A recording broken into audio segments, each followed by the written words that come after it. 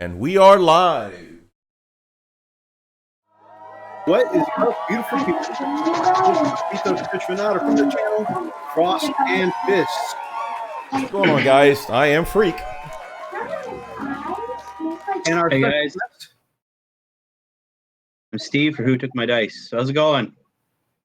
we are always excited to have Brother Steve on. So welcome back to the channel, my brother. Thanks for having me, guys. So, guys, we got a bit of stuff to talk to you guys about. It's not been as big of a week for news. It's not been as big of a week for hobby for me, although the Wolf Brother Freak over there has gotten an amazing amount of hobby done this week. So I think being that you've got the big news, why don't you start us off with your hobby progress? I don't know about big news. I do have a couple of things that I've been working on. I don't know. I hate that when that happens. Yeah, but you guys have fresh. Oh, no. Was it? Did you leave it in the water? No, I left it on my table, and apparently it was butted up against something, but it's coming out anyway.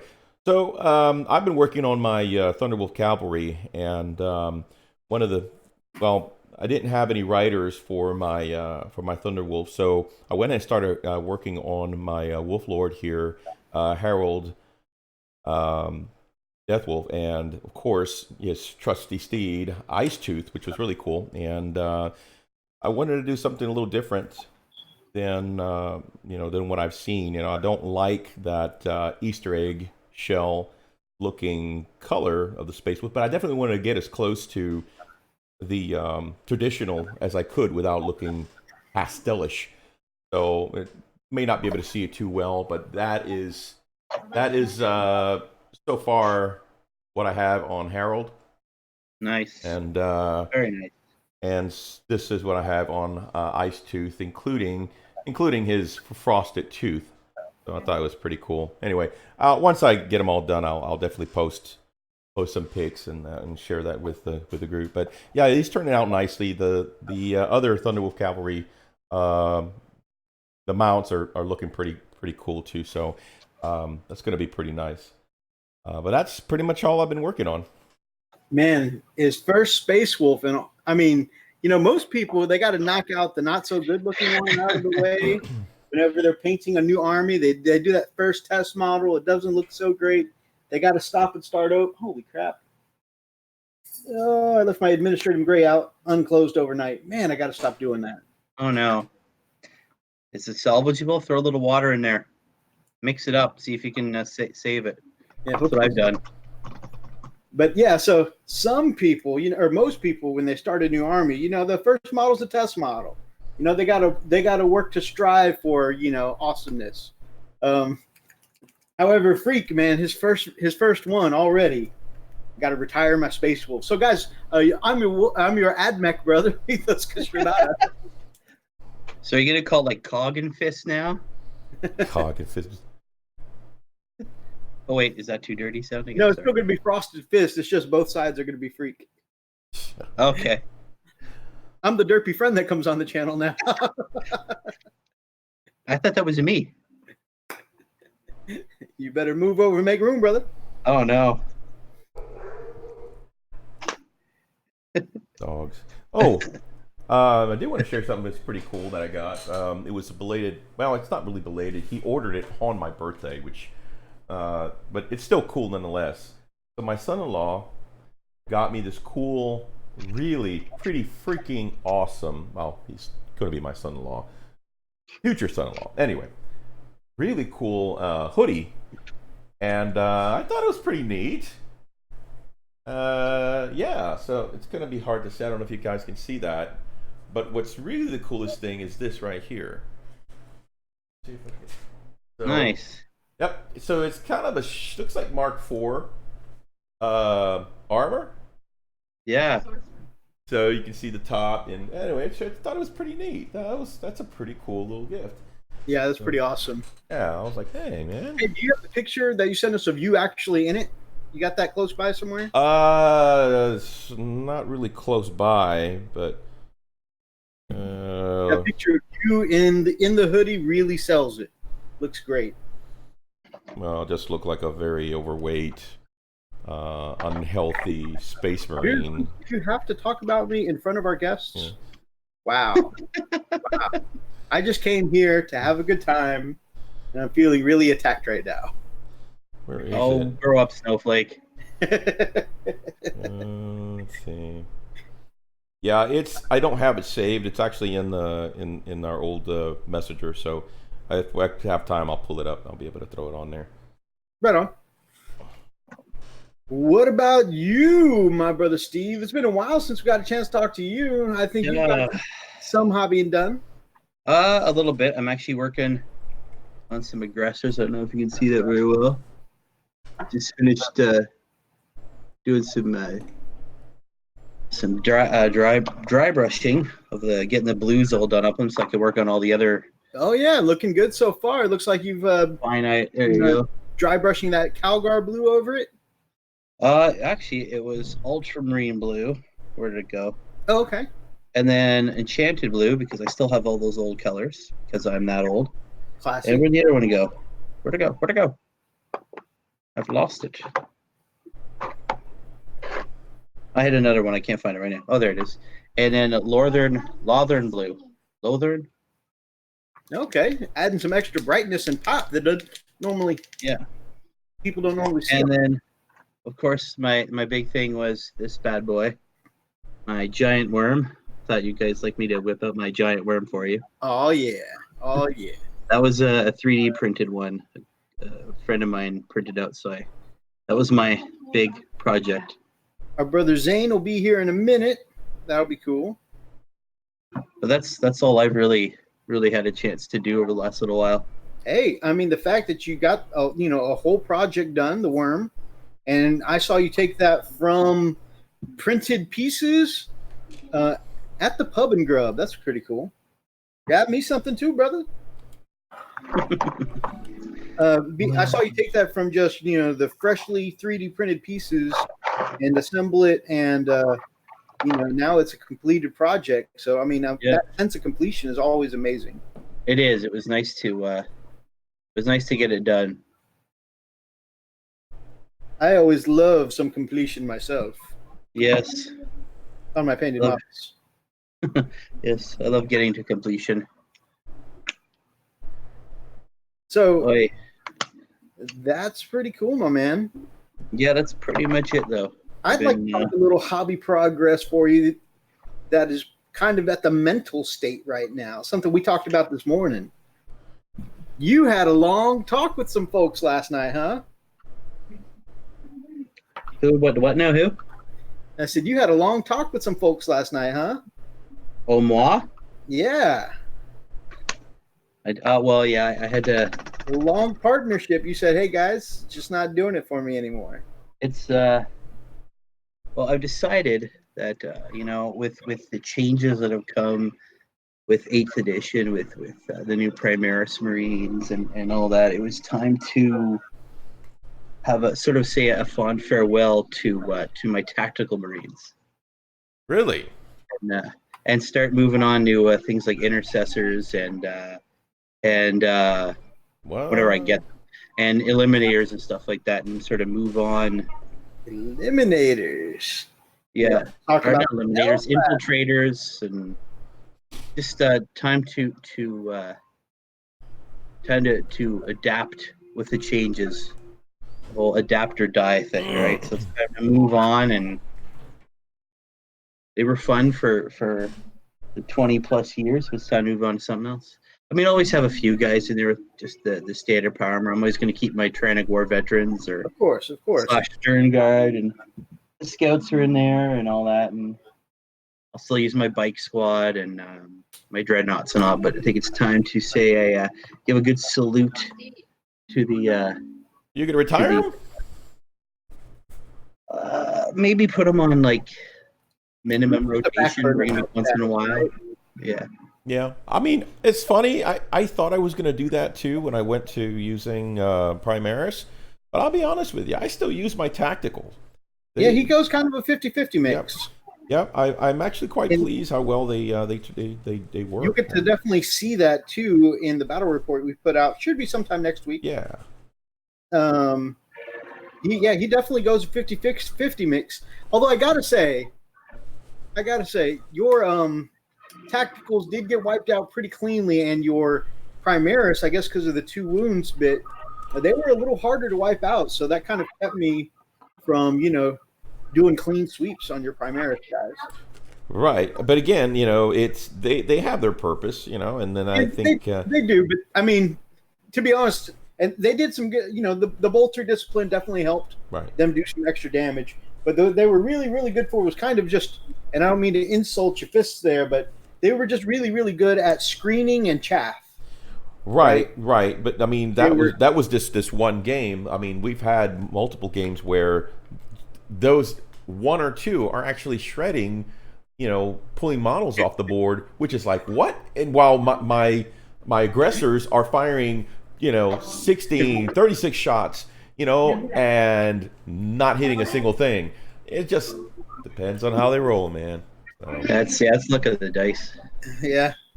I don't know, shredding for tacticals may be kind of a strong word. I mean, they did pretty well for tacticals. Yeah. Shredding is being a little generous. Yeah, so I mean, I'm still happy with them. I'm liking how they, again, they're not anything big, they're nothing major, but they're classic, and I'm gonna stick with them for a little while. So, of course, it's funny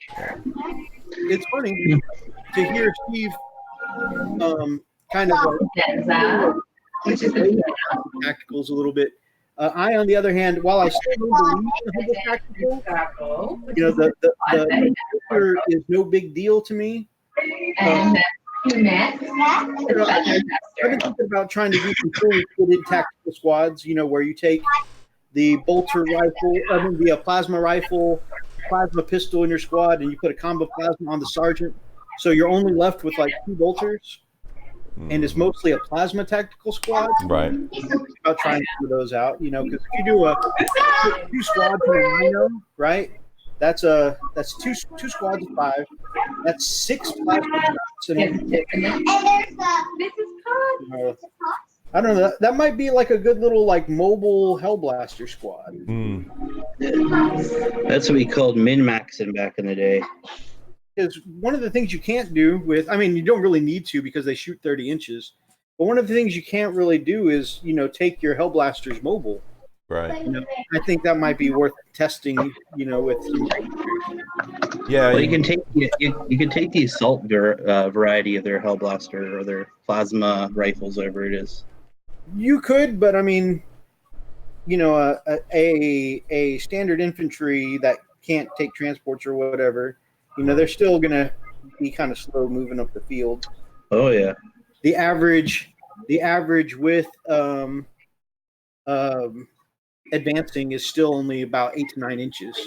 Mm-hmm. So it's still going to be some trouble trying to get across the battlefield. All right. So just checking some comments here from our brother Archer. Go back. Archer wants to know where your future son-in-law got the hoodie from. I love this movie. What? I can't hear you. Oh yeah, the music's coming through a little loud. I think he said where did he get the hoodie from? I don't know. He ordered online. He hadn't told me. I'll have to find out.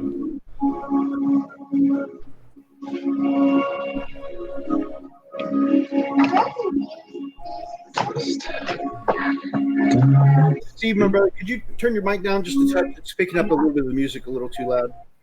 All right. It's all good. It just got a little loud there for a second. Is that better?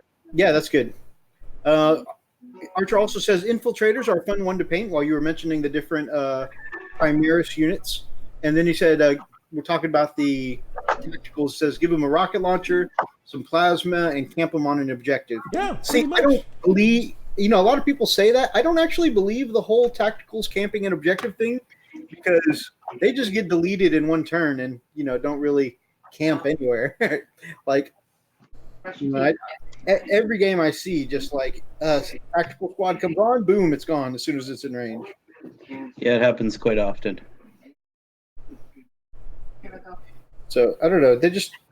maybe it's because I'm spoiled as a Space Wolf player, being that most of our army can take a Storm Shield for invul saves, you know. But yeah, just the humble tactical. Like I said, I'm gonna try them out. You know, because it is so frequent. It's such a frequently used tactic by Space Wolf players to do a maxed out plasma Grey Hunter squad. I'm gonna try it out, but I still, at this moment, without having used it myself lately, you know, I haven't seen much use of the humble tactical as far as my preferences or play styles. Again, Freak has been able to make him do some work, but you know, just again, just for my play style, I don't really believe in them. Yeah, well, to each his own. I don't know, maybe I'll give him another crack, but just give me 1 second. Yeah. Something. So, I can't right now. I have had a pretty interesting hobby week. I mean, I've gotten very little done. I haven't been able to get to the hobby table very much. I did, first things first. No. None of this. I'm tired. You guys stay up. You go have to brush your teeth. Sorry about that. It's all good. I did manage to paint up Lily's Paladin for our little family D&D game coming up. I painted most of this while we were on stream last week. Nice. So I enjoyed that. And actually, I had a lot of fun with that. I'm really getting into these little D&D models. And then for our little family game, I made a start at mine, just kind of used some contrast paints to lay down the greens. So not very much progress.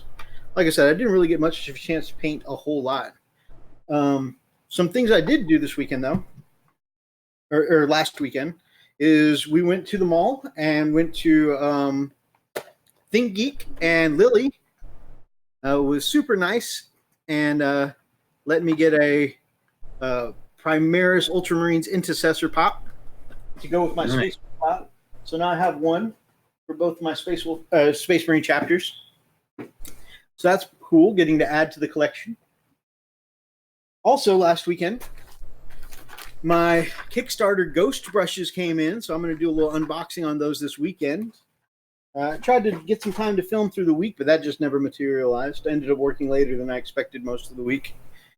So that was cool. Got the brushes in. Can't wait to try the new brushes. That's cool. On the way home from work, I did get a call that my Gilliman Flesh and Black Templar contrast paints came in. And because I've been mixing my own turquoise lately for my power sword effects and whatnot, I decided to actually pick up a turquoise. So I got Ethermatic Blue from Contrast Paints. So those were pretty cool. And I have no idea where I put it, but oh, here we go. And then because I've been loving the black surface primer from Vallejo, I picked up some gray surface primer because Freak uses it, always gets great effect with it. Freak, of course, being the one who taught me how to airbrush, so definitely taking a tip from him, picking up my own nice giant bottle of surface primer here. And like I said, I've been using the black, so now I'll have kind of an off-white for my Zenithal highlighting. That's cool. So being able to prime Zenithal is always helpful. Plus, I love how the Vallejo surface primer has the polyurethane base and it's self-leveling, so as long as you don't go crazy with it, you know, you don't have to worry about it, you know, gooping up the recesses and details. Right. That's always good. So definitely, you know, getting some new paints, always pretty nice. Yeah, I picked up a couple of washes, which is pretty cool. I'm really happy with the Army Painter washes that I got. It's the 11 set, I think. So I'm pretty happy with how they turn out. Imperial Fist gain the most benefit from camping since they get cover everywhere. Do they get cover, Freak? Ooh. I think they just ignore cover, right? They ignore cover. They ignore cover, yeah. Yeah. Yeah, I don't think they actually get bonuses to their cover No, saves. no. Only like scouts and stuff like that. So Archer also says Gilliman Flesh is pretty badass. I've been seeing Mini Wall's own Pete use it lately, and it seems like he's doing a really good job on faces. So definitely looking forward to giving it a try, especially since your Wolf Brother always struggles with faces. Although on these Hero Forge minis for the first time ever. I really got 2 sets of straight looking, clean, not like one tiny eye and one giant eye. Like I actually got 2 decent looking sets of eyes. I'll probably do a little showcase of my D&D minis once I finish up the my family one. Those turned out pretty good, especially the one with the face, with the eyes. You actually did really good with that one. Yeah. Also, speaking of D&D minis, I forgot to mention, this will also be featured in my D&D showcase, is I got some more D&D minis from Rob. So the miniatures paintbrush, I have been buying up a couple of his Reaper Bones 4, I want to say, the big pack of Reaper Bones that recently came out. Mm-hmm. He painted up some D&D minis and put them on eBay for the channel. And I picked this one up a while back, showed that on either last week or the week before's episode. And then I ordered this one, and my plan was to just kind of pick through them a couple at a time. So I ordered this one and another one. Don't remember what the other one was. Anyways, I ordered this one to be kind of like the main bad guy, you know, in the series that maybe the family will encounter. And, you know, this one being like the guy you think is the main bad guy, you know. And then, of course, I ordered one more, but to my surprise, when I opened up the box, man, Rob, being the amazing guy he is, decided to chuck in several more. So, got some pretty cool ones, like this mage or sage looking person, a lady paladin or lady knight looking. Pretty cool, man. And these are Rob's. What I love about this stuff is these are Rob's speed paints. And he sent me an apology that they weren't higher quality. Look at the contrast on these green robes. Look at that. That's crazy. Yeah, Rob does some incredible work, man. It's just so much pop and contrast. And he's like, yeah, sorry, it's not more better quality. I mean, I get it, because if you compare to his stuff that he really tries hard on, like his Knight Titan that he's working on for his competition piece, yeah, it's absolutely phenomenal. But man, these are fantastic quality. Definitely nothing to apologize for. These look awesome. Guys, I will be back in a minute. I have to go help with my kids for a second. Sure. I apologize. I'll be back in a moment. So yeah, that was kind of a neat thing. A really neat thing. So definitely, we've got some NPCs here for my D&Ding whenever the family gets going with that, which shouldn't be too much longer after I finish painting my little dude here. They were out of the contrast snakebite leather, so I'll have to actually paint leather the right way. Jeez. But I mean, other than that, I think it'll be pretty awesome. You actually do a pretty good job with leather. I mean, leather's kind of almost hard to mess up, really. Oh yeah, I never really feel like I struggle with leather, so it'll be fine. Yeah. Should we talk about what we did today? The big deal. The big deal. The uber, very large, epic. I mean, it's almost scary. It's so big. So we've got 3 in the chat now. Such a big announcement like that. Let's wait. Yeah, we need some more people on there. Yeah. You know, it's funny because normally you and I have done so much through the week that our hobby progress goes on for like an hour. Right. And that's definitely not the case this week. Yeah, I mean, we've got a lot done. Like I said, I mean, between my Space Wolves, I mean, I've got, oh crap, I'm about launching my brush here. I've got 3 Thunderwolf with Outriders, and then I've got Herald Deathwolf that I'm working on along with his mount. And so, I mean, that's... Oh yeah, you've actually got... I've been pushing some stuff, but I really wanted more, but I just take forever. I mean, I take my time when these things come, so... No, I mean, you got quite a bit of stuff. And I mean, plus, you're very much like Rob in the take your time, but always pushing yourself to the next level, which is why those of you who didn't watch last week, his Space Wolves are inspired by Kenny Boucher's Space Wolf tutorials. Mm-hmm. Yep. So I mean, he is painting like one of the masters at the moment, or at least trying to emulate them. Yeah, it's hard. I mean, Kenny Boucher does incredible work, but oops, I just muted.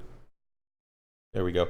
Yeah, I kind of watched his videos a couple times, and man, he's just a very skilled painter. And I think he does it really quick, and that's what I like. He doesn't waste a lot of time, and a lot of his technique is based on being able to turn over content, turn over painted material. So that's kind of what I've been kind of looking at, seeing how he's doing it. So He far, went for years as being paid off of YouTube, Twitch, and just commissions. yeah, Commissions is what put bread on his table a lot. So exactly. he definitely, and he'll tell. I've seen in his video about his 10-year painting experience or whatever, and it does involve a lot of practicing techniques to get faster, like to not only look better, but to get faster, so that way he can take more commissions and finish off more. And that's to say, because that's what he gets aside from his YouTube stuff and Patreon and all that. He definitely gets a nice pretty penny. He does professional work, so so anyway, so some of the techniques that he has on there, I've been able to incorporate it. Actually, almost all of the techniques I've been able to incorporate it. What happened? Just spilled my favorite blue. Your wash? No, just the paint. Oh, jeez. This wasn't a wash knock over the bottle issue. This is just that Wolf Brother is a freaking idiot issue. Man. But anyway, so I've been able to put those tips together, and like, man, it's actually surprisingly easy how well those tips come together, and man, it just makes it look so much better.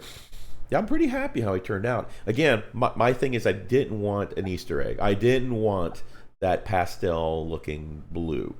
I wanted a very dynamic blue, and I like how yours turned out. Although yours was more black with a blue highlight. This is going to be more blue with a darker shading, and some lighter. So I'm keeping it more traditional, but with more dark, grittier dynamics on it. Does that make sense? I know I'm kind of. No, it's definitely you definitely put it well, and definitely it does look very striking, very dynamic colors and shadows. So, but you know what the thing that I really struggled with is the way he did it is he starts from black. I mean, who does that? You're going from a black color, a black base, a black foundation, and you work up. I know, and it's just crazy how well they turn out. Like these wolves, these Thunder Wolves, right? They all started as a black model. And you're more the bi-painted method usually, where you start at a mid-tone and then go down. Completely contrary, exactly. Because I go by I've been going by bi-painted for a long time, and it's different, But I noticed that you don't get that same depth, and I found that by going darker first and then working your way up. Man, it really... He's kind of a roller coaster because he starts dark, works his way up, goes up a little higher than he wants, and then brings it back down with the wash. Exactly. He even says that. He goes, you bring it up to 11 so you can wash it down to a 10. It's like, man. And here's a case in point. Like, for example, this, and I have it here because I need to fix it, but this Predator, I like how it turned out. I mean, I think it came out okay. The problem is he's just so bright. Even though I did have some shading that I threw on there, but it doesn't have that grit, that nice. It's I don't know. To me, it just I don't know. I don't think it has the same character as what it could have. So anyway, it's crazy how as you get better as a painter, your tastes change, because when you first painted that color was like the best thing in the world. Well, I remember when I first painted Lysander, I painted Lysander, it was like, oh man, it's the first airbrush model, I got to do my my captain, my Imperial Fist. Now I look at him like, oh man, you're fixing to get dunked. So yeah. But that's a project for another day. X-Gear Commander says, hello all, finally the weekend. That's right, baby. Amen. Man, I couldn't come Glad to be on the weekend. Yeah, I'm on call all this week, starting today, so. Oh, yeah, so you're not really off. You're like semi-off. Yeah, I'm off. Oh, I'm off, all right. Inquisitor Zane says, what is up? I have returned. Hey, Zane. Welcome, brother. Welcome, man. Speaking of Inquisitor Zane, shout out to Inquisitor Zane. So earlier this week, he inspired me putting up on the Instagrams that a whirlwind tank that he had painted up. And I was like, you know what? I've got a whirlwind I've been sitting on for a while and have done nothing with. Let me break that sucker out. Now, I'm cheating. Yes, he did motivate me, but I kind of cheated a little bit, a lot of it. He motivated you? Like Chaplain EMO motivates you? Because what had happened was I didn't want to paint up a whole bunch of tanks. So what I did is that for my existing Razorback, I just went on to a third-party bit site a while back, and there's a couple I use. I like Horda Bits. I like Bits and Kits. I like the eBays. I don't remember which one this one came from because I do this a lot, where I just want to be able to convert something, and then I'll just buy a specific bit. Right. Although, man, ever since a Space Wolf Codex came out, it is hard to find Wolfenhammers on the bit sites. Really? They're that? I mean... Well, I mean, because you've seen how effective Wolfen are with Thunderhammers, right? Oh, absolutely. First hand, yeah. You know, the other weapons just aren't as good, in my opinion.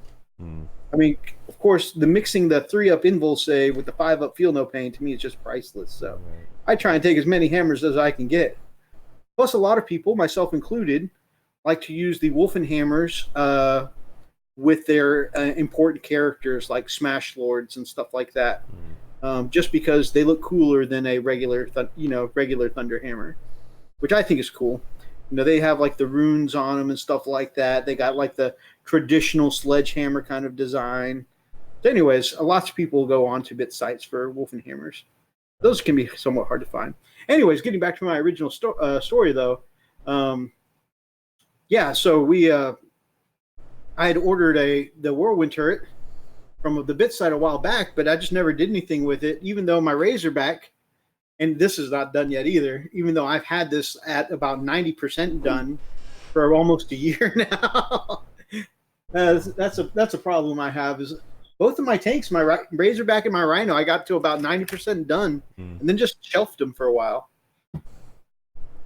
So anyways, so yeah, inspired by Inquisitor Zane, I decided to paint up my Whirlwind turret, and it's going to be, you're probably not going to be able to see it because of my camera quality and the light quality and whatnot, but I did some of the freak style airbrushing. So if you look at the missile turrets here, I put a stripe of airbrush white down each of the flat center panels of the missile launcher. And then from the side, I came from like a bottom of the triangle kind of spray of administrative gray. So I did some freak style airbrush highlighting on this Whirlwind turret because I did such hard work doing the Razorback up with all these freak style highlights or Elstonation highlights. That was another contributing factor to the way I paint tanks. And so I couldn't have the missile turret just be plain, right? Right. So I had to break out the airbrush and do some highlighting. And actually, I'm pretty proud of how it came out. It's obvious that there are some lighter parts in the center of the panels, but it's also like not super like bright and obvious, and lines of demarcation and whatnot. The trickiest part was at the corner of the missile launcher here. There's a fold over. Like it's not a straight square.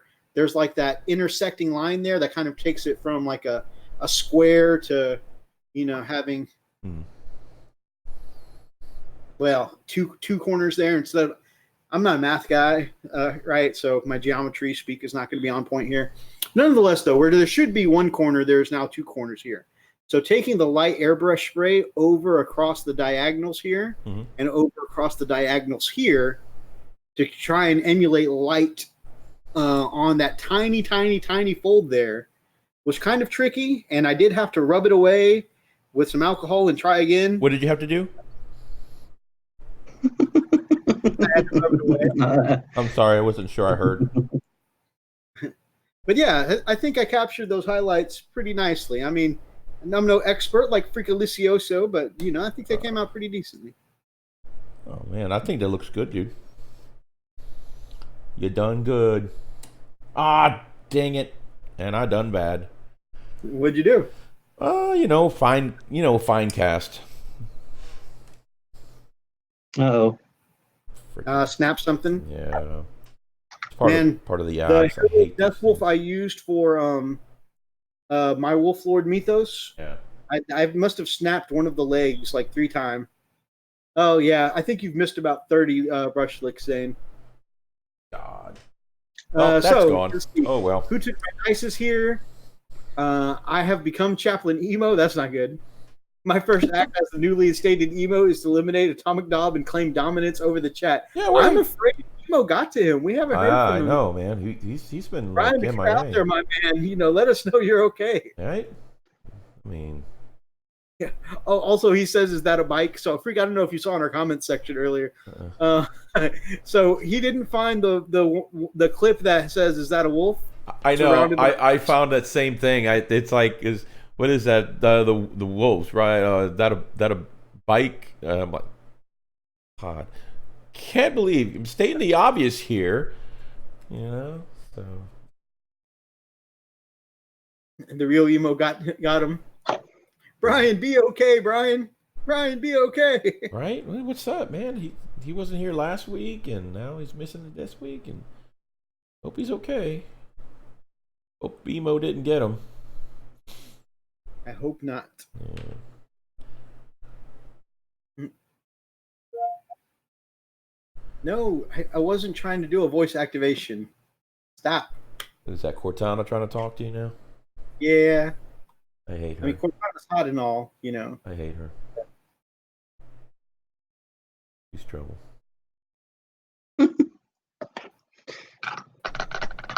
Uh-oh. We lost. Well, oh. Are you back now? I believe I'm back. Oh, there My you signal go. died Okay. after I told. You lost After- me for a moment. Yeah. You said don't fight Cortana, bro. Yeah, I turned off Cortana and I froze. See, that's what happens. Uh-oh. Hell hath no fury. Mm-hmm. All right. So I still need to do red for the missiles. I need to do some highlights of silver, and I need to do some edge highlighting. But Zane, what you think, my man? So we got this tank here, and it's going to be this turret on top. You're a turd. Got him. Oh, let's see. All right, I'm gonna do some. Could have been a husky or a robot wolf, but it was a dude on a bike. Shut up. All right, let's see if we can get this. Yeah, I mean, it wasn't the first time ever fighting Swift Claws. You know what I mean? Come on. I've never encountered Swift Claws before. I'm like, what are wolves doing on a bike? This doesn't make any sense.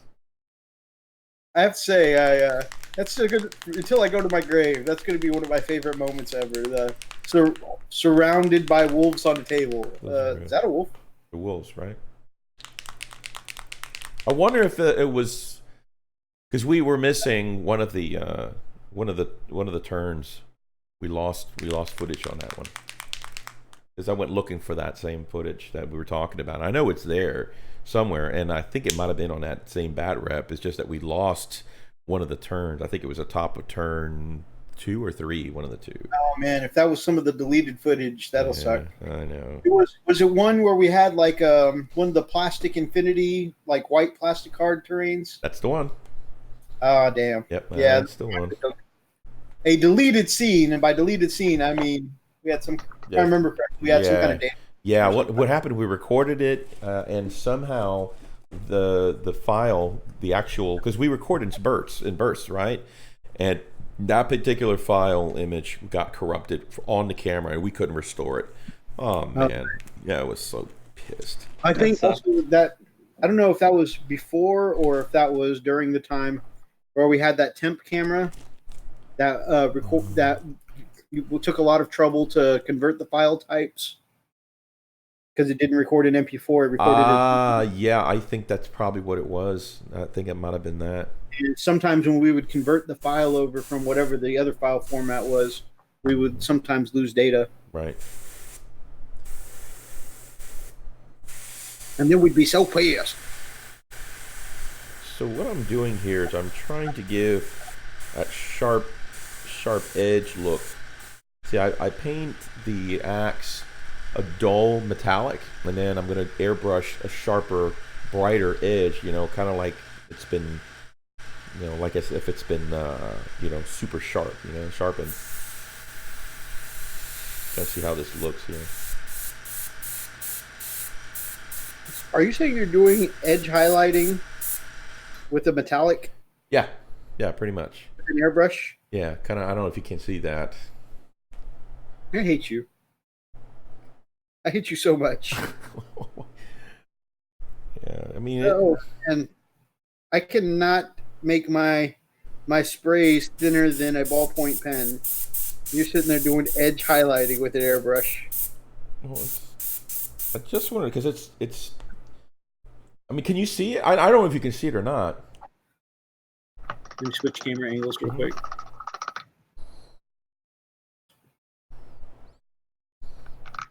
Oh, so you're going with a metal axe instead of an ice axe? No, actually, I'm going with an ice axe, but I'm going to go with a translucent blue. Oh, okay. So I'm having that metallic, but it's going to have like a blue. The blue's going to run in the recesses. So it's just going to, yeah. So unfortunately, just with the lighting of it, I can't see the difference between the edge and the. I'll have to take a pic, and it looks pretty cool. Well, we've got some art of the week coming up, so just let me know whenever you free up, my brother. Okay, yeah, give me a second. Let me. And also, when you get there, I want to talk about one of my other hobby progresses. All right. Oh, before that, while you're doing that, I did have one other hobby progress that I haven't really gotten to mess around with too much yet. Just like I said, I had a pretty hefty work week. I spent almost all week in the Baytown, so I've been getting home pretty late.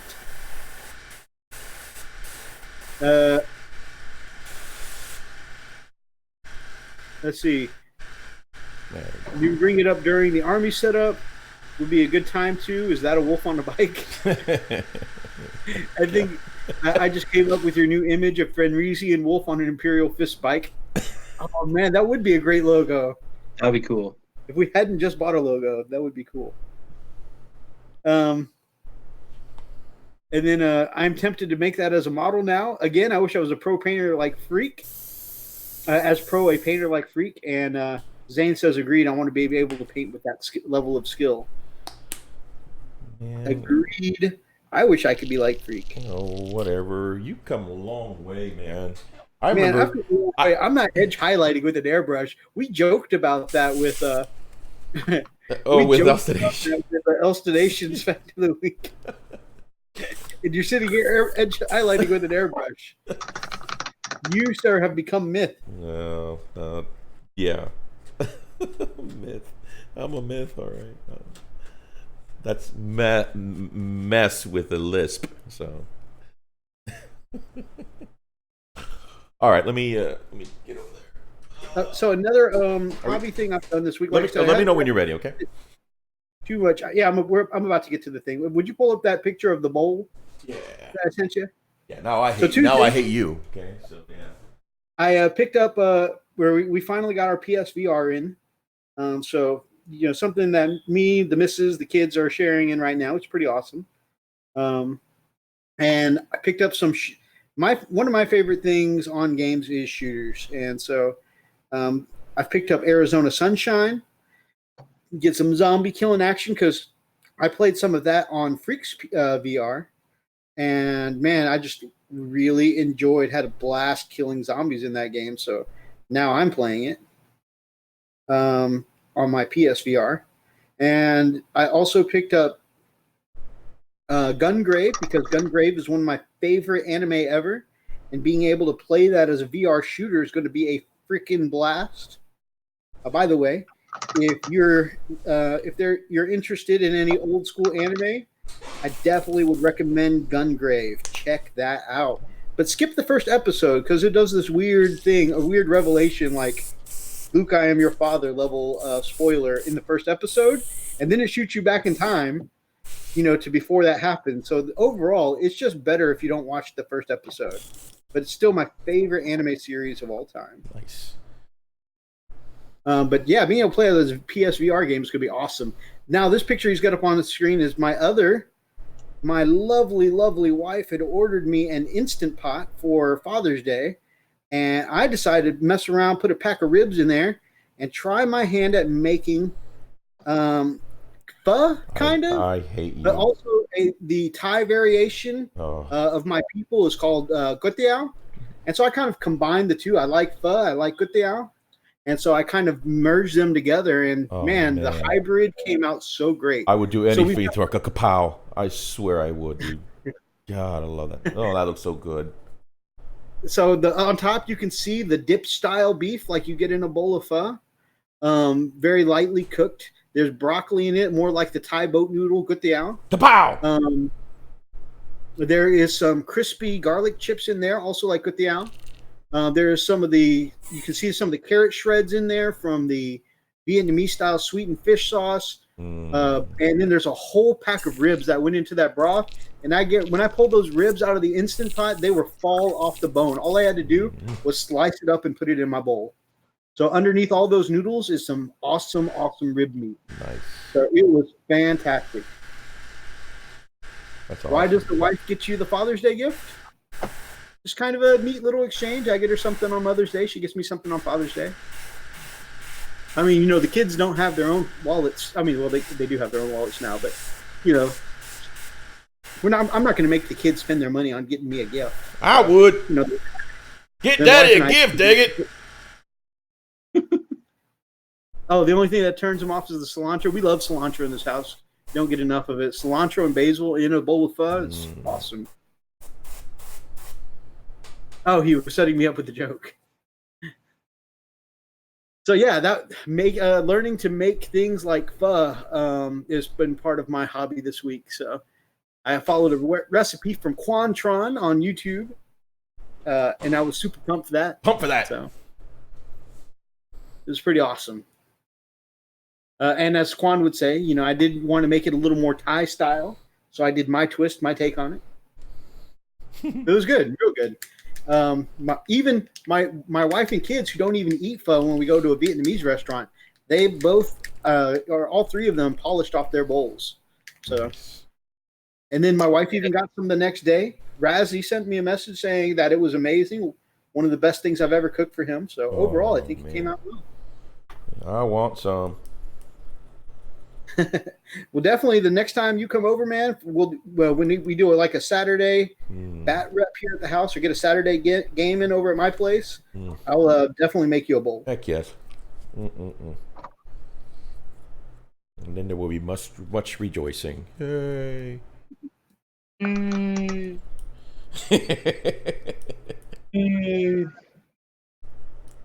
I love that movie. That's such a great flick. What movie was that again? That, by the way, that's a movie reference. And then there was much rejoicing. Yay. Anybody know where that's from?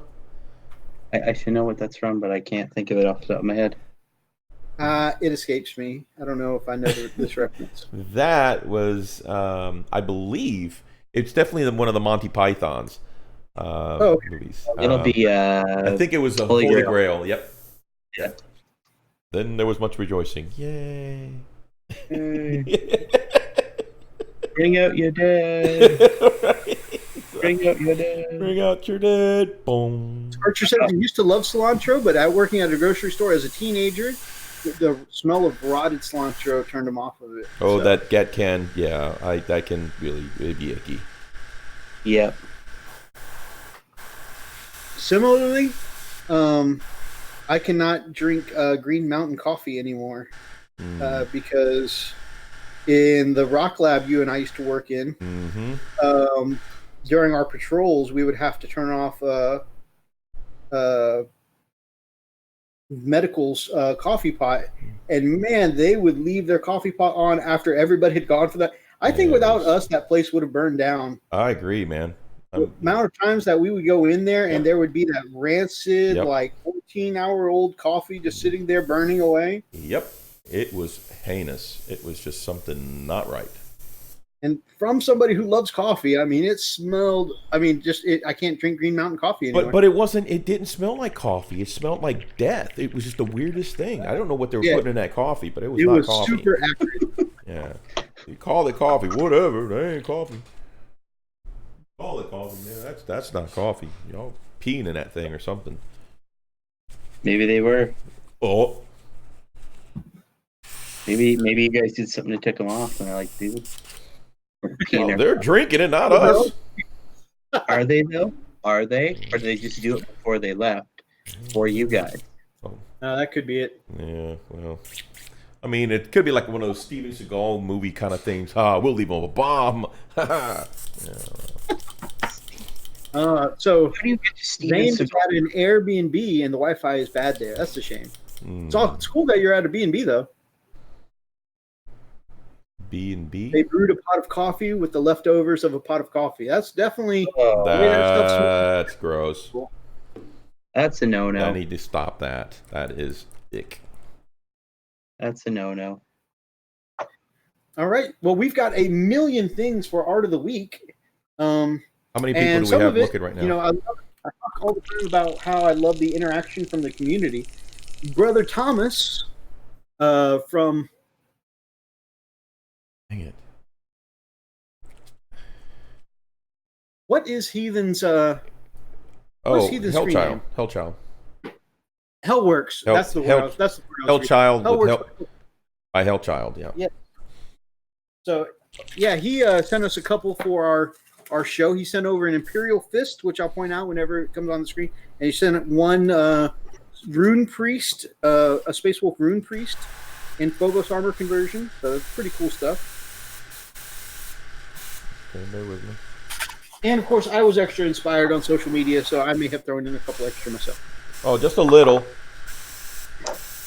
Just a little bit. Just a little bit. Like 6 or 7, 8 or 9. 7,000? 20. Yeah, about that many. Man, I cannot wait to get to our big announcement later in the show. Right? That'll be cool. How many people we have looking right now? Still 4. There's a big announcement. There is a big announcement. Big. Cool. Bigger than your worm, bro. Just saying. Hey, Definitely bigger than my worm because I'm a hey, All right, hang on. Come on. Clean. I knew my worm was going to cause so many problems I wouldn't have whipped it out, okay? I'm sorry. Do the gangster gumbo here. Just cleaning my... He was saying he was airbrushing. I mean, not saying Archer. Okay, here we go. All right, where are we going there?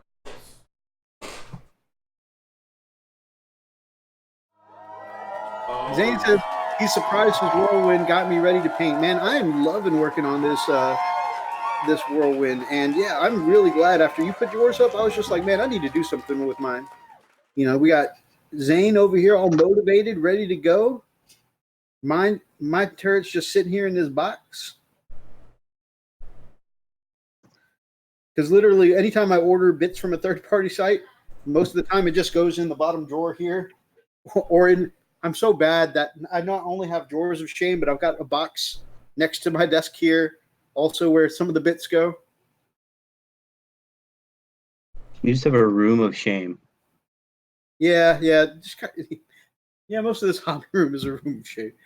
I need room of shame. Shame. definitely, when I get home late, and by the time we finish with dinner and stuff like that, and it's like 10 o'clock, I know I should be hobbying. You know, getting in at least some painting. Like this is the Imperial Fist Hellworks sent over, brother. I figured you would appreciate this. That looks really cool. That's a reaver there, man. That is a reaver. I love the striping on the pistol. Reminds me of Iron Man. It's a little out of focus on the screen. Could you read that screen name so we know who to give credit to? high-tech berserker. High-tech berserker. Really awesome work. I think actually we've had their stuff on our channel before. He looks like he hand sketched that logo. Yeah, it does look hand sketched, and you can all see like all the edge highlighting on. It's cool because it's free. Looks freehanded. So it's a 2D image, Sick. but he's still got all kinds of sick edge highlighting on this 2D image. Isn't that crazy? Work, man. This is a person who has mastered edge highlights. Yeah. I, however, do my edge highlights with Crayola.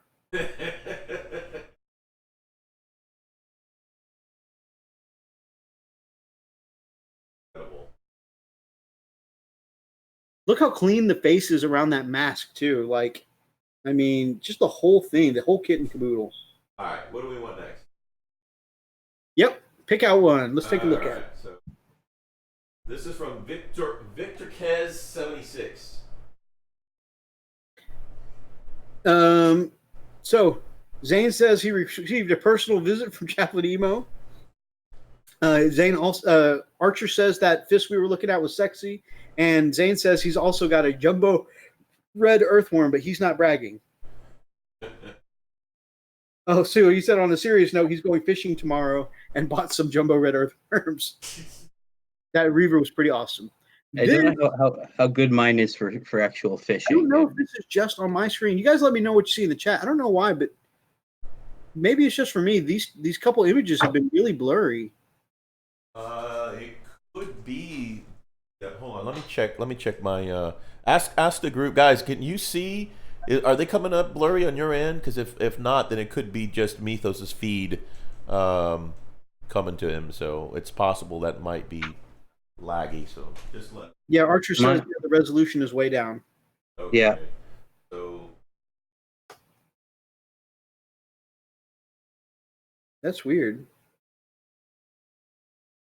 oh, I see it. I see what you're talking about. Oh. Or Leave it to us to find brand new technical problems. Yay! I thought for sure that technologically we're gonna have a great night when Tip. Sometimes when because I don't think we've had you on since we started using this third party site. Now that whatever you did, it's super crisp now. okay, so But sometimes when we have new people on, it's still bad. they have problems with this third party site we're using. But you were able to log on right away, so that was cool. It seems pretty straightforward. I just had to do a few permissions things, but it's good. Oh yeah, it's something on the technological end. Like Nick had his audio shut off 18 times. Oh, lovely. Okay, this is weird. So this is Victor Kess. By the way, this is a channel I absolutely love to follow because he has great painting tutorials and he has showcases. Like today, he put out this showcase for these miniatures. These are the Godsworn Hunt from Warhammer Underworlds, the Age of Sigmar kill team kind of game, or with the board and whatnot. And man, this is my favorite faction from Underworlds. Like, I legit want to get this warband, not knowing if I'll ever have anyone to play, just to paint up the models. And kind of what I've always wanted to do with these guys is put some fur on them and have them as Fenrisian tribesmen, like have fur cloaks and pelts and whatnot cover up where I'd be filing away the chaos symbols and stuff like that. And have these guys as some Fenrisian tribesmen because they just look phenomenal. And Victor has done an amazing job here. I mean, the highlights on that black cat look amazing. The skin tones, you notice he's done a lot of different skin tones here. The spear guy, look at the wood on that bow. Several different shades there. It just looks, everything looks super clean. So you're saying is the tribesman wood is getting you excited? Oh yeah. Oh yeah. Also, if you look, all the reds and the bows here, and then you'll see one of these spearmen, I think, with orange hair. All of that is contrast paints, and not everything here. He's done a mix of contrast and classic, but like every red you see is a contrast. I think he said some of the wood is. I mean, it's a really great mix, showing that, if you mix classic style painting and contrast, you can achieve some really, really amazing effects. And I've got to agree with him. He said that the contrast is a really rich red color and does make painting red a lot easier. And I definitely feel the same way from my limited experience using contrast red. Is that still coming in blurry? No, it looks great. It's fantastic. Super Good. great. Oh, weird. Looks Okay. good. It looks blurry on my end, but that's fine. It's all coming in clean. All right. I'll keep fiddling. All right. Let me go to the next. All right. So, start going. We got two fancy primal characters and a dog from Blue's Clues. Blue Skidoo, we can too. Stop it. All right. How the heck have I not dropped a like yet? Oh, we're up to 7 now. There we go. Had to reload the page. Cool. Nice. God, see right there, more of those contrast guys. I mean, that swordsman right there. Just look at the skin and the definition on the skin. That blonde hair, you can see different like strands of blonde hair. I mean, really well done. I've always liked Victor Kess's work. Again, if you guys haven't had a chance to go check out Victor Kess's channel, fantastic guy, fantastic content. And like this showcase right here you're seeing, like you can expect to see this quality of painting all the time on his channel.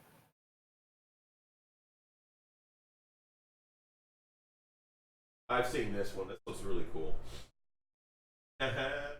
Well, that's nice.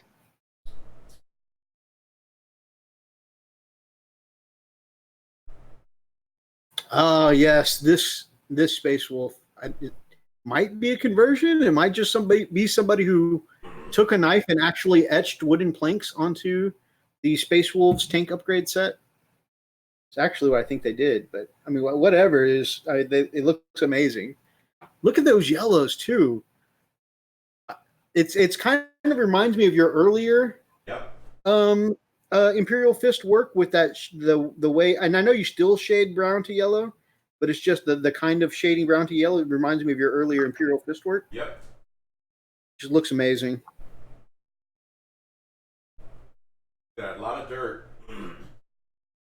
Yep, definitely scratched up armor.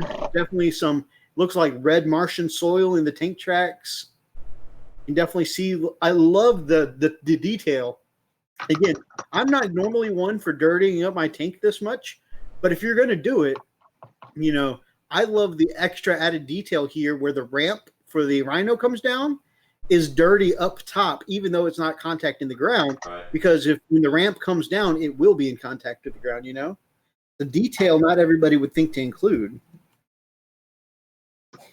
That is by Baggood.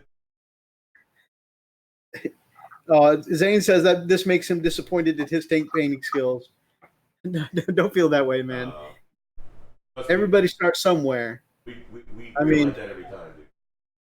I mean, just because I've been painting my Space Wolves for Oh my gosh. 4 years, and Freak's first one comes out looking better than my best one. Oh my. I mean, there's no need for us to feel this way. Okay, Freak. It's okay. Or Mythos. It's okay. You'll get her one day, and then you can rub it in his face. Even Steve confuses us. You're a freak, I'm ethos. You guys, it's funny how often in comment sections and stuff like that, Always. or sometimes, in like our video and stuff like that. Oh man, he says yeets whirlwind. Yee! Don't do that, man. Don't do that. Don't do that. It looks great. This banner, though, look at this freehand. Now, this is from Warzone Studio, and for some reason, it's blurry again. What? And it looks clean on my end. Looks clean for me here. So you can see the words Warzone Studio, okay? Yeah. I don't know what. Maybe I don't know. Yeah, Let me refresh. Yeah, it's not clear on the YouTube playback. It's pretty bad there, but on YouTube itself, it looks clean. Oh yeah. Okay, maybe I just had to refresh. It must have been me. There's a dude at his local game store who does murals on the backs of big demon wings. Oh my gosh. And this is just a banner. This is just part of a set, though. You'll see the warrior this goes to, and it's a front and back. And like this guy, just couldn't. This guy couldn't stop at one good deed. He has different murals on the front and back, and both of them look this quality. Wow. That's awesome. I'm saying this guy. This could very well be a lady painter. I don't know Warzone Studios.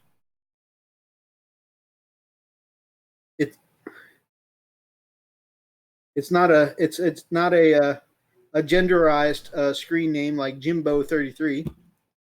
See that? A completely different mural on the front of that warrior. And look at it all together. Like, I'm not only a big fan of Chaos, but man, I'm a fan of this guy. That is fantastic. If I had to be a Dark Knight, that's one of them I might be. Freaking heretic. Yeah, hey. Are you going to be? Will you join the dark side? How cool do I get to look? Yeah, good Do point. they have cookies? Do they have cookies? That's always important. Right. If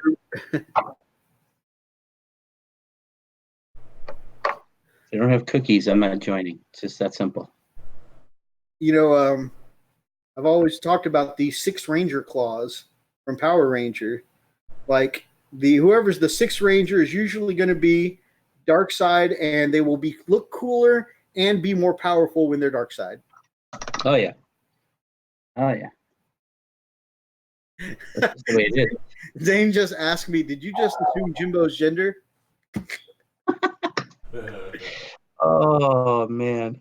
Let's He not says, get started on that. Triggered. I am more triggered than a feminist up in here. Oh my gosh. Oh my. Sorry, Jimbo. I'm sorry. I didn't mean to assume. My goodness.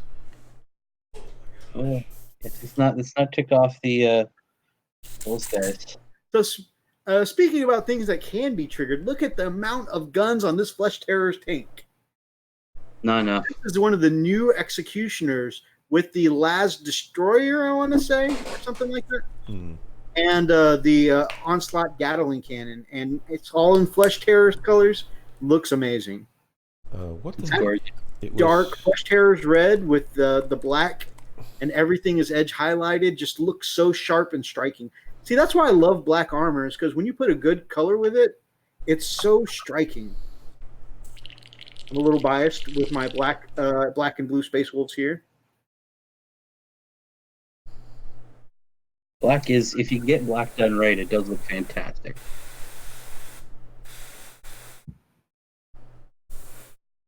So he calls it Mortis, and definitely you can see the not only the colors are done well. I mean, look at the placement of that Flesh Terrors logo. Just that looks absolutely fantastic. It does. That looks amazing. All right, bear with me. So I want to get me an Executioner now. Yeah, me too.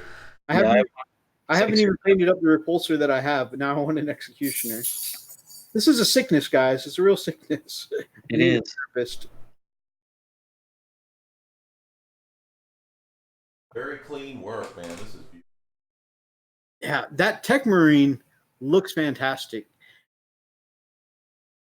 See, and I've always thought that Tech Marines just look too bright, especially like with Ultramarines or Salamanders. Like the bright red amongst everybody else's like bright Smurf blue or whatever. It just, to me, has always looked thrown off. Like too many bright colors in one spot. But I like this dark Flesh Terrors red. I think I might do my Tech Marine this way. I might need to go get me some Flesh Terrors red. Depends on how you paint them. Yeah, I'm sure. It's just I've seen Tech Marines painted up the actual chapter color, and then they just have the red shoulder pauldron to show that they're a Tech Marine. Yeah, and that definitely works real well too. I think I'm just going to do my Tech Marine in red, probably a dark red like this, just because when I'm listening to the Horus Heresy books, it always describes Tech Marines in red armor. And I know we're not in 30K, but that's the media influence I'm listening to right now, you know?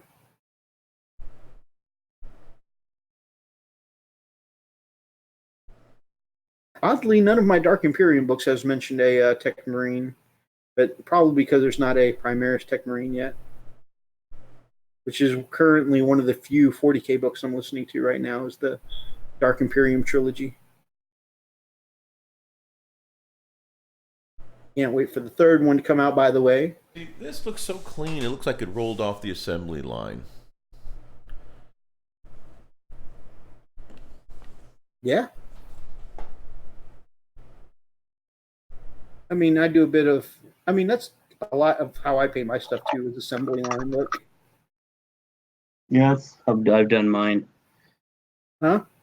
That's how I usually do mine, nice and clean. Yeah, and I always just assume, you know, I like to always reference Jarvis from the Iron Man movies. Like every time he comes back from a battle, he's got the multiple arms that take off his armor and buff and polish it clean again, you know, and take out all the dents and scratches. Exactly. I figure if Tony Stark can have it, surely in the 41st millennium, we can have tech like that. And No, not allowed. Bane. No, you're not allowed. It's too advanced. How do you know? AI is bad. Maybe there's an AI is existing- bad.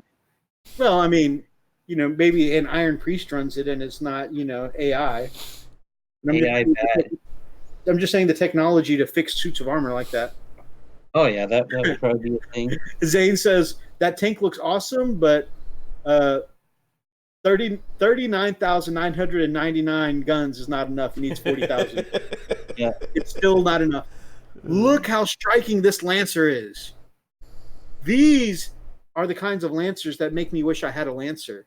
That energy shield, that spear, it's a regular Hawkshroud paint job, but that glow from the spear and shield just make it look like it's energized and about to rip something up. It's amazing.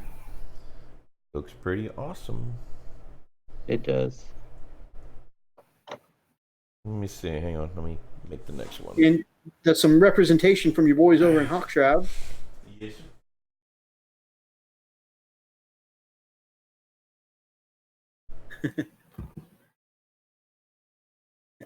I'm not saying the AI is what I should have. I'm just saying the armature arms to pick apart the armor and restore it. I know, Mythos. You're starting to worry me. Giving up space wolves, talking about AIs. What'd you say about my space? Wanting to join the dark side. I don't like. I didn't say I was going to join them. I was just saying if they looked cool. And you know what? In Warhammer 40,000, that's not something I have to worry about. Well, I don't know. I mean, I get it. He Freak put out he's done a really, really good job on his first Space Wolf model. You're a little upset. Holding some bitterness in there, but don't make any rash decisions, okay? Right. That's all I I'm mean, saying. that's kind of what Horus did, you know. Yeah, like he didn't get enough love from Daddy there, and Mm-hmm. you know, some people said some things. The next thing you know, he's stabbing people and going. I like you gonna make? I like this. This has progressed from me being jealous of Freak's Army to me going dark side because of Freak's Army. Which is probably true. It's probably true, yeah. Am I wrong? No, it's probably true. I have always said that if I ever did a Chaos Army, it would be Luna Wolves. Yeah, probably. Yeah. Even though they didn't technically turn traitor until they were Sons of Horus, but still. Yep. And look how that ended up for them. Although I might have to change my answer because I think I'm done ever painting white. Oh, yeah, good Maybe point. Luna Wolves can happen. Good point. No, but I have a Loken I need to paint up, so apparently I will paint up white at some point. I forgot you had a Loken. Dang it. You know me with my willy-nilly Forge World orders. So this one is a person they're using as a Wolf Lord, but this is a third-party sculpt, supposedly of Russ from... Can you see it there in the tag? Yeah, mini painting pop-up. Yeah, Mini Painting Papa did it, but I can't remember what the brand is. It's one of War Games exclusive. Archer got it. Oh. Man, I feel like if I ever have a question on a model, I could just ask the chat, and Archer's got me. War Games exclusives version of Rust, though, and so it's pretty cool. It seems to be on the scale of the not the 40K Primarch that we got here going on, but seems to be more on the scale of like the Forge World Primarchs. Yeah, it's Which kind of an Asian which connotation, though. I find it interesting. Yeah, with the axe and the sword, though, it's kind of a throw to the weapons that Russ uses in the Forge World model. So it's pretty cool. But and I think it's because he's using it for his 40K army as a Wolf Lord. But it's got it's a Russ, but it's with the 40K colors, the baby blue there. So it's pretty cool. I like the model, and it's a good exclusive. This one is not so much a showcase of Art of the Week, so much as I'm just really impressed with this conversion. So this is one of the dreadnoughts from Scribbor Miniatures. They don't call it dreadnoughts; they call it something else. But Scribbor Miniatures does some really cool stuff. They're the site that does the Warbear Cavalry instead of Thunderwolves that some people use in their armies. And they're a really brilliant. Look how detailed that is. I can't wait to see that painted up. They do brilliantly detailed. Go back. There's only one picture of it. But look how detailed that armor is. They do really cool looking stuff. But man, if you want like say all Warbears instead of Thunderwolf Cavalry, definitely their conversions look good, but their models aren't cheap. He says love the models, but the guy himself is a douche. Okay, I'm not familiar with the guy from Scribbor Miniatures, so interesting to know. But I thought that was a cool conversion because if you look, it's he took the Scribbor's Dreadnought and he put Leviathan weapons on there, and that does look like a big, imposing. Like he's got some big shoulders, kind of like a Space Marine, big, imposing robot kind of look to him. I can't wait to see this conversion finished up. But I wanted to show you just because even though the painting is not usually the quality we show in Art of the Week, the conversion is just like, bam, that's cool. That's amazing. I want to see more of this. Same thing with the next one. This is an unpainted gray miniature. But this is a Redemptor Dreadnought coming up. And they've used the one of the Shapeways armor packs called the Atlas Pattern Redemptor Dreadnought. So look at, and this is Space Wolf specific. So you can see there on the shoulder, we got the Space Wolves icon going on. And really, I've always thought the Redemptor, it looks cool, but it looks a little pot-bellied. So this puts like kind of a football kind of armor on top of the shoulders and whatnot. And now he looks chest and shoulder heavy rather than pot-bellied. So I think that's a really brilliant conversion kit.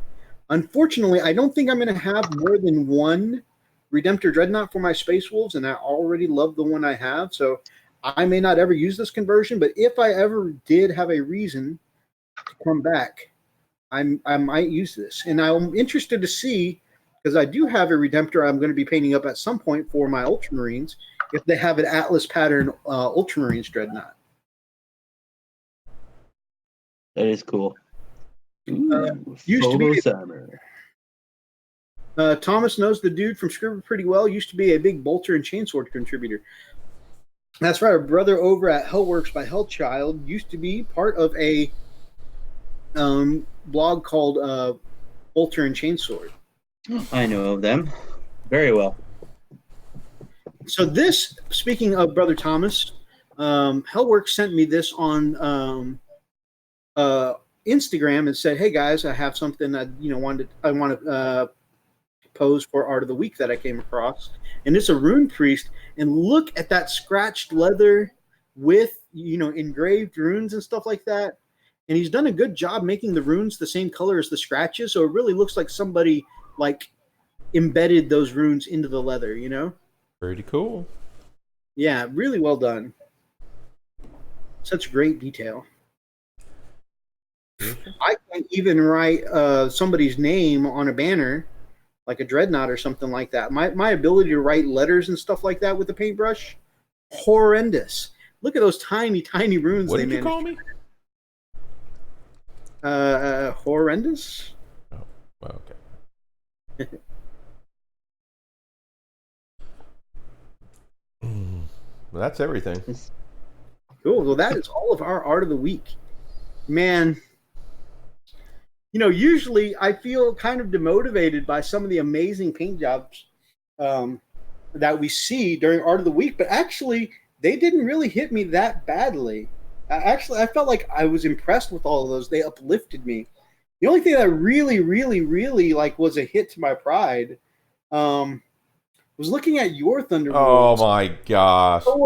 You know what? I could use some weekly motivation. Yes, you could. And you could use a visit from Emo himself. I was going to say that Chaplain EMO needs to have a little word with you, Mythos. Okay, you're slipping here, buddy. You're slipping here. All right. So, that being the I case. can't be strong all the time, guys. All right. Hey, before we start, man, y'all chit chat because I gotta go bio. Be right back.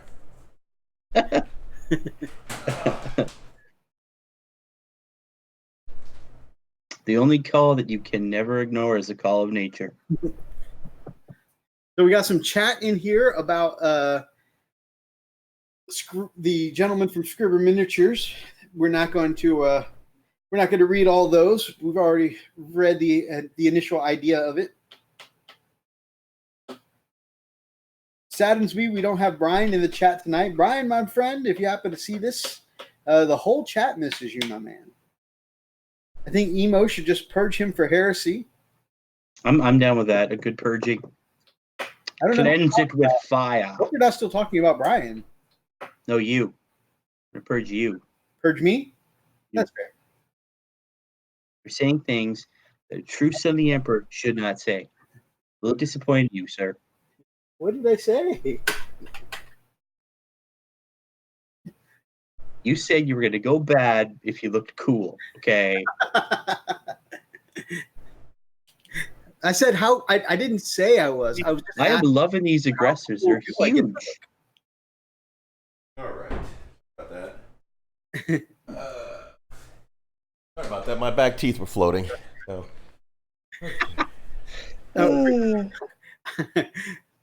Zane, I'm not going to go back and read a bit. I don't want to say all those horrible things about the gentleman. Not on the air. Oh, look around where I said AI bad. And I said I wasn't talking about the AI part. A tech priest could run all those arms. I just said I want the armor repair system that Jarvis uses in Iron Man. AI is still bad. I know. Sounds like someone's trying to claw back some of his heresy here. I am not. I was literally just talking about Heretic. the armor repair system. And they deny it, right? That's the first thing they do. No, every time. Every time. It really worries me. Do you want we need iron? Because this is we need iron. I just don't know him anymore. We need a commissar. Yeah, right now. I know. All we have, Right though, now. unfortunately, all we have at this moment in time is just an encouraging word from Chaplain EMO. That's it. Can we have that encouraging word from Chaplain EMO? You know what? I'd say let's call him up and see what we can come up with. I think that'd be a fantastic idea. Listen carefully, Mythos. Listen carefully. You have to, when we call him, he usually does a little song and dance. So. Oh, okay.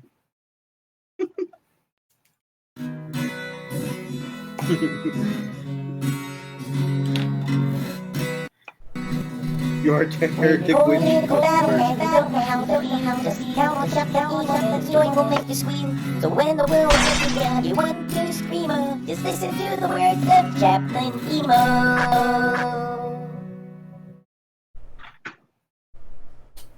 Right, so Chaplain. Chaplain, my man. It's been all week since we heard from you. My heart is made heavy with jealousy and what is the sin when you want something somebody else has? Coveting. Yeah.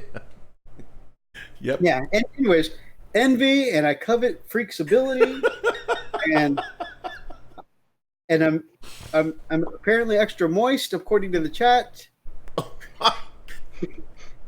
Moist. You know Wow. what? I could use some encouragement this week, Chaplain EMO.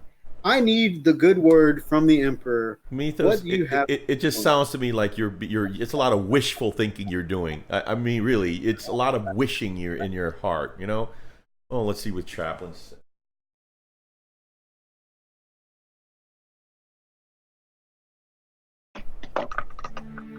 Men, I come to you with an encouraging word. When you wish upon a falling star, your dreams can come true. Unless it's really a meteor hurtling towards your ship. And then you're hosed. Oh my gosh.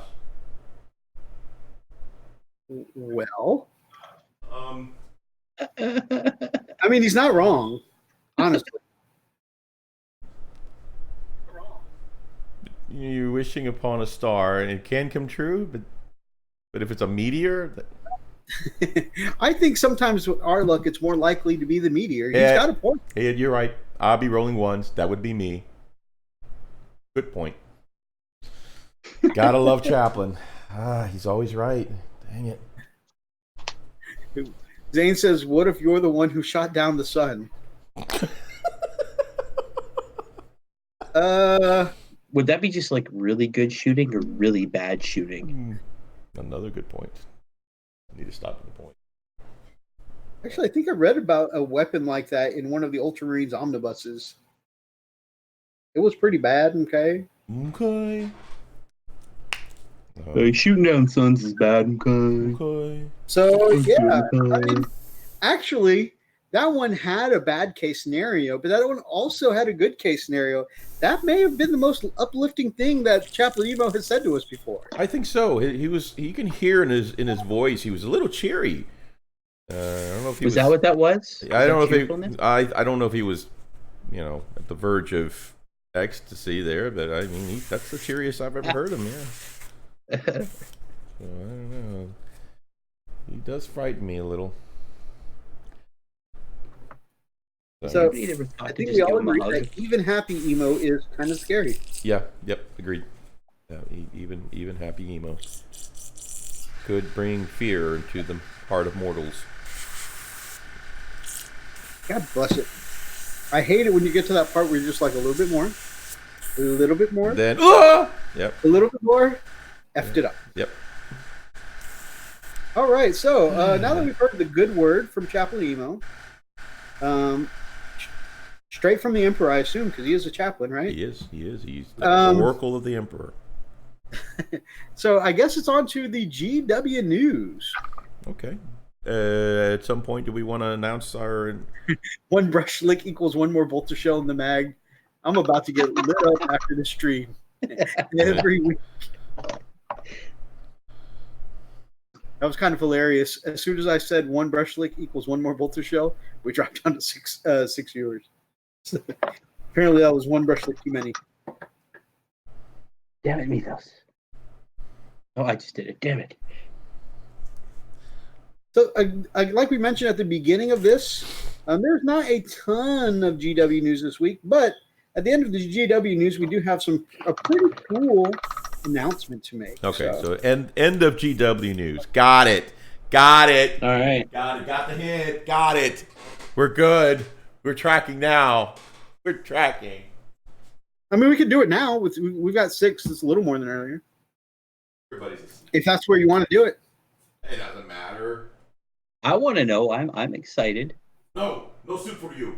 Oh, No soap for you. Come back 1 year. a year? Come on, guys. All right. There. GW news. Go. All right. Ever chosen.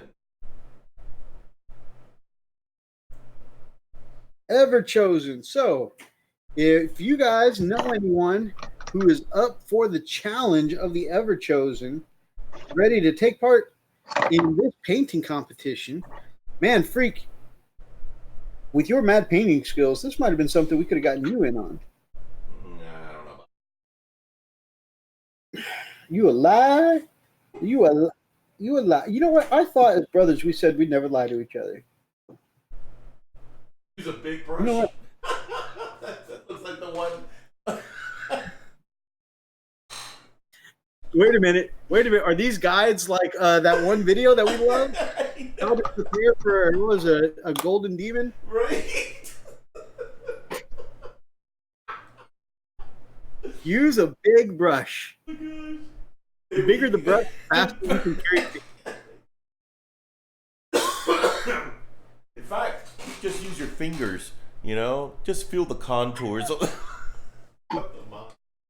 Oh my gosh. Really get to the contours of the model. Darling, could you grab one of my bottles of water out of the fridge for me, my love? Don't do it, it's a trap. That's a trap. Concentrate on 5 powers, superstar story. I wasn't aware General Akbar was on your stream today. Oh yeah, he's a special guest tonight, General Akbar. That's awesome. Finish a half-painted model. Hey, that's kind of what I did to cheat to finish my whirlwind tonight. You did General Akbar? What? I finished a half-painted model. Thanks, babe. You're welcome. If in doubt, paint a night haunt. What? You can paint any miniature in the night haunt range to an impressive standard in next to no time at all. Pretty true.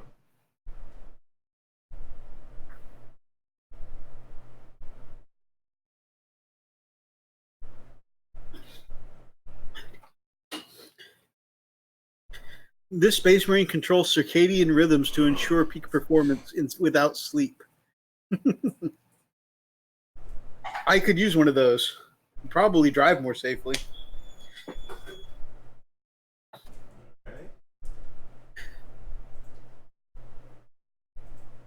So see, and that actually is one of Ostination's tips that he gives a lot on how to improve your painting is just learn to go without sleep.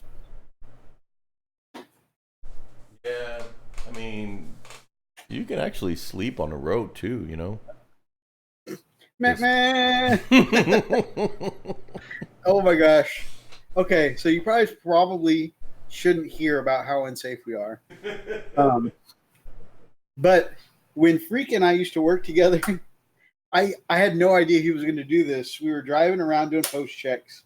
And I mean, we weren't going very fast. We were on an empty highway with no other cars in sight for miles. Anyways, he was like, we're doing these post checks where we drive around to different posts all over the city, check on night shift to make sure that they're doing what they're supposed to be doing. So anyways, we're driving around and then he's looking at me, he's like, yeah, man, I'm starting to feel a little sleepy. And then he like his eyes kind of fall shut and he lays down on his horn. Meh, meh. I was like, at first I laughed because I was like, that's funny. And then the horn kind of went on for a minute, a second longer than I expected. I'm like, oh crap, freak. Yeah, it's one of those, you know, slow. You can't do that, man. You can't do that. Like I said, we were on an empty highway for miles around, so it wasn't that big of a deal. But man, for a second there, I really started to freak out a little bit. Yeah. Yep, definitely was scary.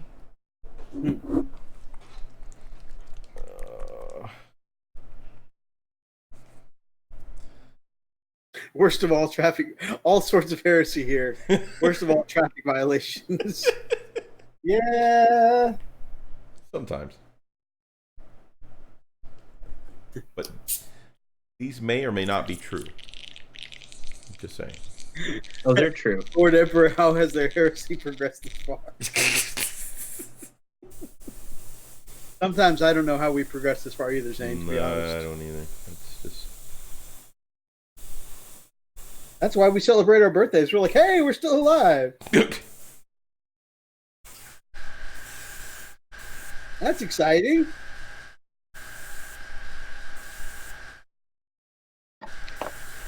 Oh, so much silver on these things. All right. right. So let me move to the next thing here. Pork rye. Warcry it is.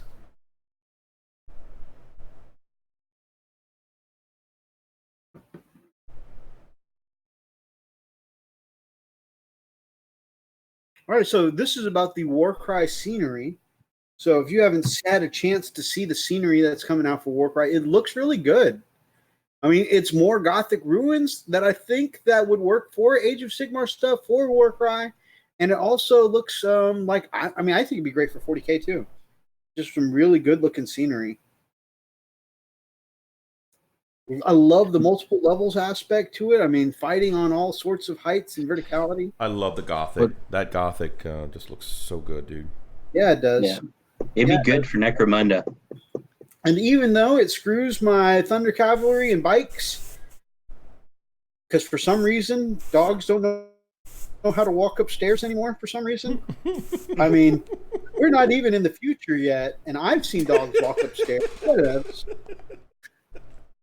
I still really like the look of this terrain, and actually, I love that multiple level, multiple height style of terrain. I don't know why. It just makes the battlefields feel so much more immersive in 3D. Yeah. Oh, that just looks so cool. Let me scroll down. Hang on.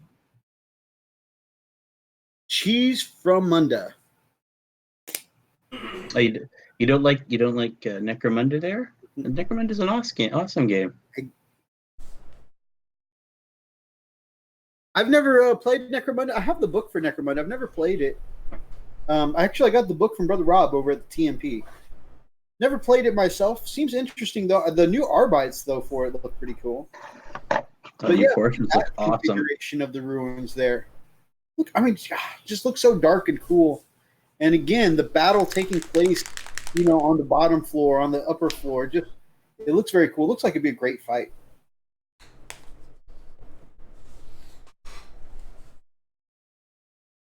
The models look fantastic.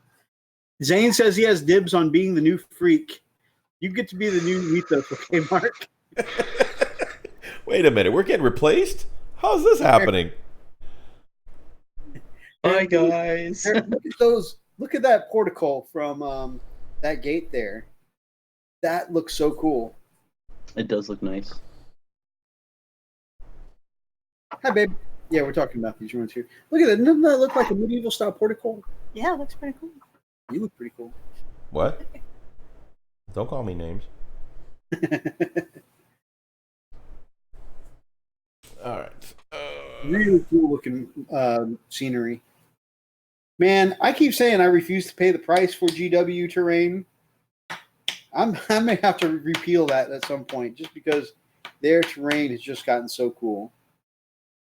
The Mechanicus stuff fits in with our industrial style table. These Gothic ruins look amazing, and I think we can make them fit the industrial style table too. I think so. Not both at the same time, but Forge World The new Knights. Imperial Knights we were talking about. Forge World Knights that look fantastic. Those look cool. Mm-hmm. So I believe these are the new armature size ones. Yeah, those are the new. Yeah, the new. What is it? Yeah, the Moriacs. Yep, Morax. those look cool. I need to paint up the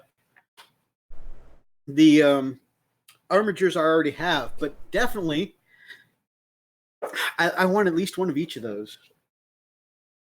The Volkite Charger's nasty. The Volkite. Every time I read about Volkite Chargers in the Horus Heresy, they just sound so cool. And that claw-looking thing looks amazing. Like, I think I want the one with the claw on the Volkite first, and then whatever that other one is. The siege drill or whatever it is, siege thing. Claw and then.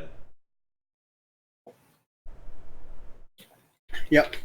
So Okay, guy, if I may, in the feed there, someone says they want to do something about me because I'm participating. So your heresy is now rubbing off on me. Okay, it's like guilt by association. So I want it known quite clearly that I am an ever loyal son of the Emperor. Okay, I played Ultramarines for like 20 plus years. If there's a heretic here, it's that Mythos guy, and get him. Get him. I know. Get him. Although I have to say that I was a loyal son of the Emperor, and then Freak taught me everything I know about heresy. So Whoa, wait a minute. How did I come up on it? Whoa, wait a Wow. minute. He just threw you under the bus. Wow. Wow. I'm an innocent bystander, and he's like, "Oh, this guy works." No, Ka-chunk. I am the innocent, okay? Holy cow! what are the men of iron? What are the 4 chaos gods? You can answer that one, can't you, Mythos? That's right, I'm on to you. Larry, Moe, and Curly, and Shemp. I don't know. Was it George, Paul, John, and Ringo? Or Yes, was someone else? that was them. Yep. That was okay. Good. That's a trick question. That was Mickey what are the 4 chaos gods? Mickey And then Dolenz, how many chaos gods are there? Mickey Dolenz, Davy Jones, what else? Peter Tork. There's that one. That's what I was thinking of. Yeah, Peter Tork, and I think that's them. That's all of them. Hey, we're chaos. I Chaos and around. believe one was Elton John, John Freddie, Lennon, Paul Freddie McCartney. Mercury. Freddie Mercury. Yep, that was one of them. All right. Anyways, going back to these awesome knights here. There's the one with the big ass flamer. Forge World makes a lot of really awesome knights. Nothing more valorous than the Knight Lancer, which we looked at earlier. Oh my God, when people do the power effects right on the Lancer. By the way, quick plug in for our own show. Next week, we will have Chief Live Gaming on the show. And Chief Live Gaming has absolutely one of the best painted Knight Lancers I've ever seen. Oh, there's that new Porphyrion thing. Honestly, man, we're definitely gonna be in the presence of greatness. We are. I won't know how to act. Like talking about Freak approaching Kenny Boucher level pretty quickly. I'm gonna be throwing all my stuff away. Someone who is already paints amazingly like that is definitely Chief Live Gaming. And man, I've learned a lot from watching him about doing the Zenithal ink combo, which I have yet to try. I chickened out and chose an easier path, but I thought about doing the Zenithal ink combo for my Ultramarines. Kind of regretting that I didn't do that now. But I might try it at some point in the future. But man, he's just got some really, really. He understands something like Kenny about pop, and how to make that pop and that contrast appear. He's the one who taught me about forced contrast when you're doing highlights. I'm just like such cool, great painter content. What interesting though, I see much like, and we as Space Wolves got upset about this when it happened to us. We felt like we got an incomplete codex, and how immediately after the codex came out, we had to get an FAQ, not an FAQ, but they had to make changes. I can't remember what it was called. Not just an FAQ, but errata. We had a whole errata section.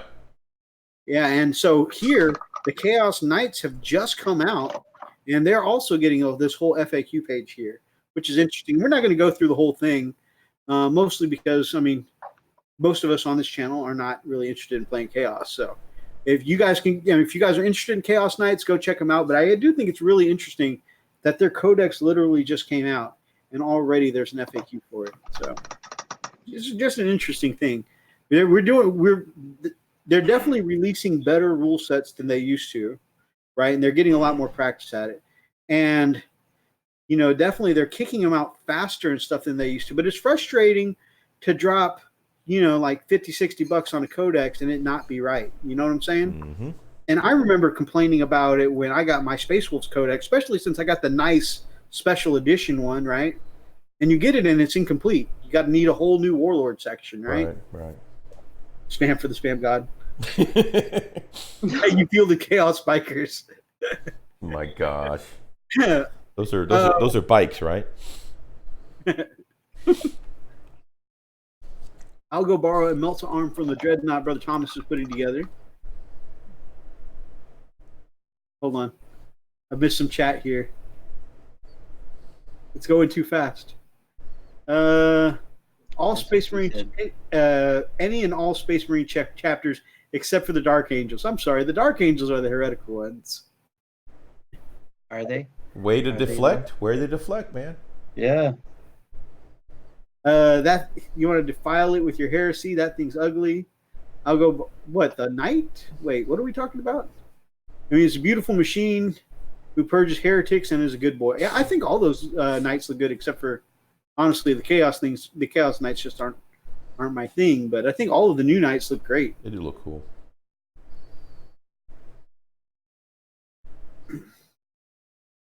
Spam for the spam god again. All right. So the rumor engine. What do you guys think this could be? Could be a Night Haunt, something or other, or the Death Army. It may have something to do with those cities of the new cities of Sigmar or whatever it is. Yeah, that's what I think. The free peoples.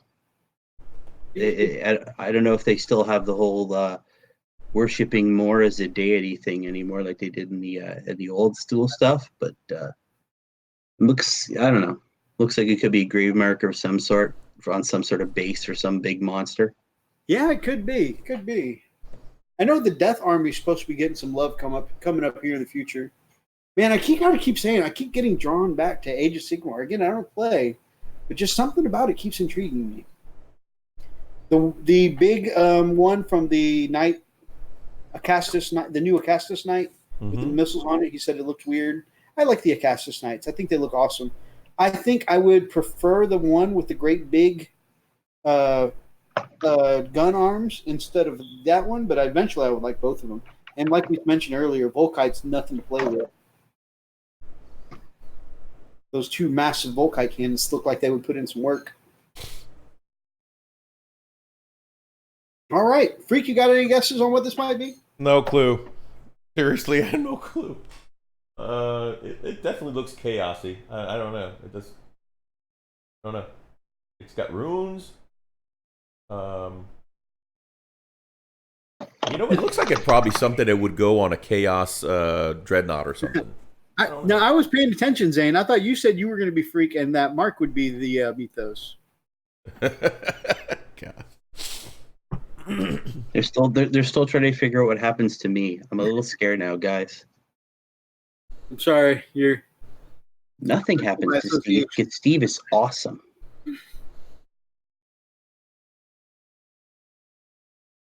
Steve is the best.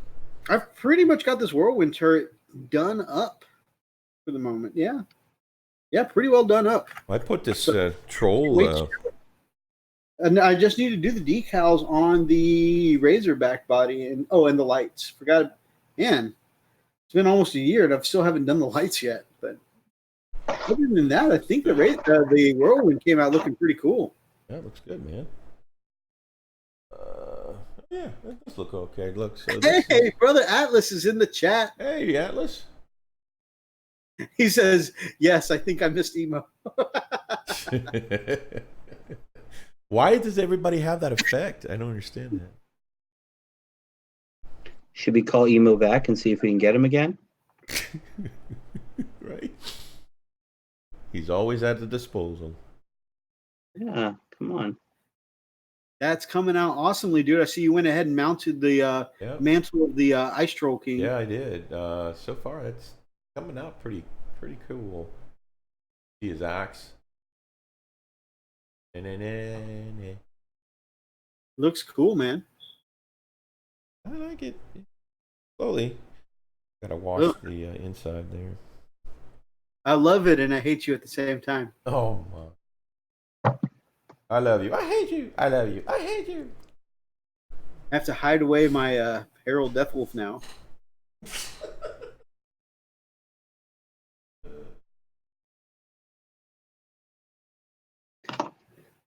Jealousy does not become you, Mythos. Come on. Zane says, "Nice work, you filthy heretic."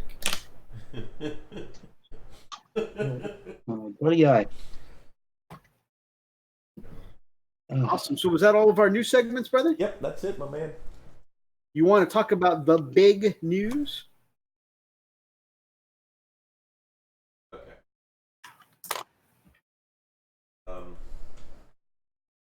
the big news. There's the big news. Let me tell you about the big news. Right. So, Mithras and I have been talking, kind of bouncing some ideas for quite some time. We're not quite at the point where we can monetize on YouTube, but after kind of doing a lot of thinking and just doing some research, we figured there's some things that we would like to do, but we don't want to wait until we get to 1,000. And of course, YouTube has been a great platform, will continue to be a great platform for us, for the community, because this is where we got our start and we're going to continue. But we're as we grow, we need to be able to move towards our goals and our dreams, which is to be able to do this, more, and have a little more, freedoms in doing so, a little more independence to be able to do this content. So long and short of it, we have decided to move ahead and start up our very own Frost and Fist Patreon page. It's still in the works. It's already running, but we're in the middle of transferring some content into that page. So I'm not going to go too deep into it because, like I said, we don't have a whole lot onto it right now, but it is available. It is set up, and if you'd like to support the channel, by all means, we can point you to that. But aside from the fact that we're going to be taking on donations to support the channel, there's also a little project that that's kind of near and dear to our hearts, and which is really, really cool. So we'll discuss that as as we go on down the line. So, but yeah, I mean, this is what we're gonna do, guys. So it is our Frost and Fist Patreon page, and we're pretty excited about it. It's gonna be multi-tiered, and go ahead. Talking about some of the reasons for us to monetize or start a Patreon or whatever. Of course, most of the money is going to go back into the channel itself. Right. There's something we're always constantly making improvements. Like Greek has just gotten a second camera. You guys can see, actually, it looks pretty good tonight. I don't know what I've done differently, but usually my webcam from streaming is not so good, and it's definitely a lot grainier of an image usually than Freak has. It looks good tonight. I don't know what's up. Well, I mean, maybe. But anyways, we had discussed getting me another camera at one point. Yeah. And I think this next paycheck I'll be getting a mic stand and stuff like that. Yeah, so it's kind of something like what I have here in front of me, because that makes life a lot easier, So. Right. It's just more room on the hobby desk because we want to make room for hobbying. Right. But yeah, so there's just constantly stuff that we can do to improve the channel. But then on top of that, eventually we'd like to take this platform mobile. Like, we'd love to be able to take Frost and Fist to Gen Con or Adepticon. Right. And, maybe if we go to one of those up north places to go to Gen Con or Adepticon, who knows? Maybe we can get Steve to cross the border and we can actually meet Who Took My Dice. Right? That'd be awesome, man. But yeah, I mean, we might even be able to meet some of our brother and sister channels out there someday. That'd be awesome. Dude, that would be freaking epic. So yeah, I mean, there's so much. Hey, Ryan's in the chat. He came back? Holy cow, he's alive? He said, also, you expect your Warhammer fans to have money. I live in a box with just my dog and my bottles. And we're not, again, this is nothing that we expect from anybody. Just if anybody wants to, contribute to the cause, by all means. Yep. But we definitely don't expect it from anybody. Yeah, no. And the cool thing is that we've got the subscription is pretty cheap just to even get started. So it's $1 or more. That'll get you all the content, and we're gonna have a lot of tutorials. We're gonna be putting some tutorials on YouTube, but the majority is gonna be in that Patreon page. So we're not skimping out on our YouTube. We just got a lot more work to do though. So anyway, so it's grow. It's a work in progress. Yeah. So with the sub starting at just $1 a month. Yep. That'll start our blood claw tier. Pretty neat, I think. Yep. Blood claw tier will get the additional tutorials and stuff like that. You get a shot. You'll get a blood claw tier. You'll get a big thank you on our rolling credits. For being a subscriber or a contributor. And then the next one would be the no, not Wolf Guard. Grey Hunter. Grey Hunter, yeah. The Grey Hunter, you get everything the same as the Blood Claw, but you'll also be able to get, we'll do live shout out. Behind the scenes videos. Yep. Let me see here. Wolf Guard, of course. We'll start a Wolf Guard level is where we do a draw. We'll do a drawing every quarter for just a free mini painted by us. Yep. Not a big deal. Something like an infantry or something about that size. Maybe a Terminator. Maybe is that a wolf? You also get a backstage pass to behind the scenes of some of the goofy stuff that we do. Yeah, Archer, you're right. We just like a lot like Kenny. We'll do shout outs to our Patreons at the beginning of our videos. Yep. Or as Kenny puts it, got to pay the bills, got to keep the lights on. Yep. And of course the final one, which is called the Ultimate Wolf Lord, and that's the coolest one. That's the big thank you, the shout out, everything that you would have on the other tiers. But you also definitely would get a painted mini after 3 months of Yep. So when we do our once a quarter mini for the Wolf Guard level, the Wolf Lord will automatically get one. That we have to be in the drawing for. Yep, exactly. Plus, and you get a T-shirt. Yep. Frosted After Fist. 3 months continuous Wolf Lord service, Yep. you'll get a Frosted Fist T-shirt. Yep. And not only that, but you would also be invited into what we call the Calling All Wolf Lords Hobby Hangout on Google Hangouts. How cool is that? So basically, we'd get a nice time to get however many people who are on the Wolf Lord status, and we just hang out and paint, chat, get to know each other, and have a good old time. Yeah, actually getting to sit and chat, having some voice conversations on Google Hangouts. Just actually hanging out with the bros kind of deal. Yeah, and I mean that's pretty exciting. So, and that's kind of what we're doing. And like I said, we'll talk more about what we'd like to do for for the rest of it. But we're pretty excited. For the you want to talk just a little bit about HBO? Yeah, let's do that. So something also. Go ahead. Some of it's going to go to keeping us running, right? When we need stuff for the channel, trying to make the channel better. But we also got something called HBO for the hobby. Brother, do you want to talk about it? Okay, so something that Mithras and I have always kind of looked at is that, we always like to help people out. We always have this thing where, man, they might have somebody who's brand new in the hobby, just doesn't quite have, the hobby supplies, or can't afford to get one of those $40 box of minis, right? So, we get it, man. You Mythos, how did you put it? HBO, help a brother out. Yeah, help a brother out. You might have, I don't know, 75 kids, and yeah, we one of our bros from the hobby shop, we'll help him out from time to time. But used to play way back in the day. Yeah. And he said, "Man, I'm just gonna come to watch you guys." So like, why? You can jump in and play. He's just like, well, I used to play back in 5th edition or 6th edition. I don't remember what he said. Yeah. But the way he phrased it is like, yeah, after having 72 kids, you don't got hobby money no more. Like, darn. It just reminded me of the quote from Friends. Well, it's a new kind of dream. 72 kids and no money. No money. Yep.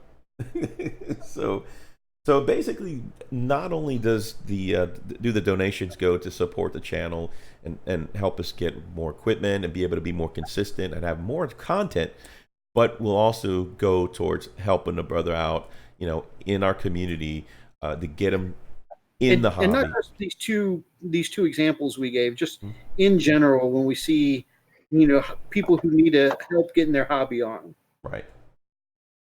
So, bravo, guys, bravo. That's awesome.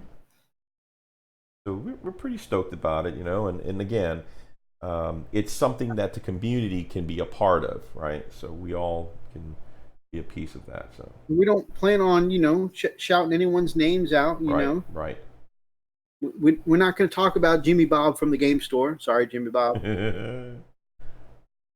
But it's just, hey, this week, y'all, we helped a hobbyist who hasn't hobbied in 5 years get his first box of money. Right. Or we helped them get a pack of new brushes. He didn't have any brushes. Or hey, you know what? We feel like you can use some green stuff. Stuff like that. Things that we can help out.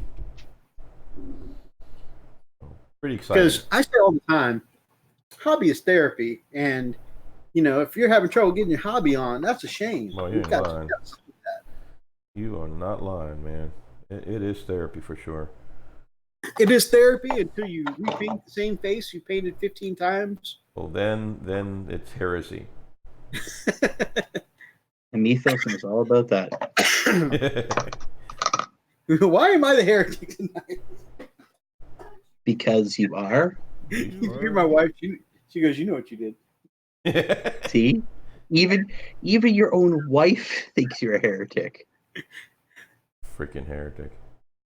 Yeah, heretics. Zane said we should do a premium Snapchat. Are we having a Frost of Fist run?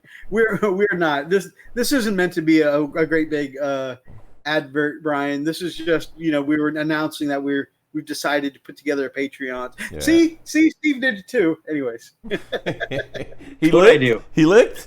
He's a brush licker. Oh my god! I'm surrounded by brush lickers. Who doesn't lick the brush? Come on, it's a thing. Slaneshi Heresy having a wife. See, and this is what. Never mind. Careful. I'm not ready to go look for another YouTube partner. So no. You won't have to. They've already identified that Archer will be your new. Oh, okay. My only wife is a guy. Oh. Inquisitor Zane has got it. His only wife is the God Emperor himself. Bravo, sir. Bravo.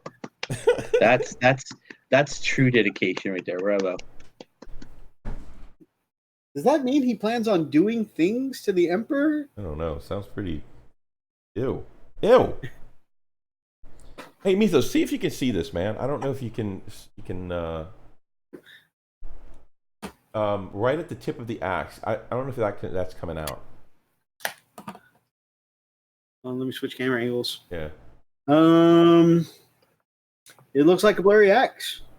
Is it blurry? Well It's blurry? Is it really? Camera just refused to focus there. Oh my gosh. Okay, come on, camera.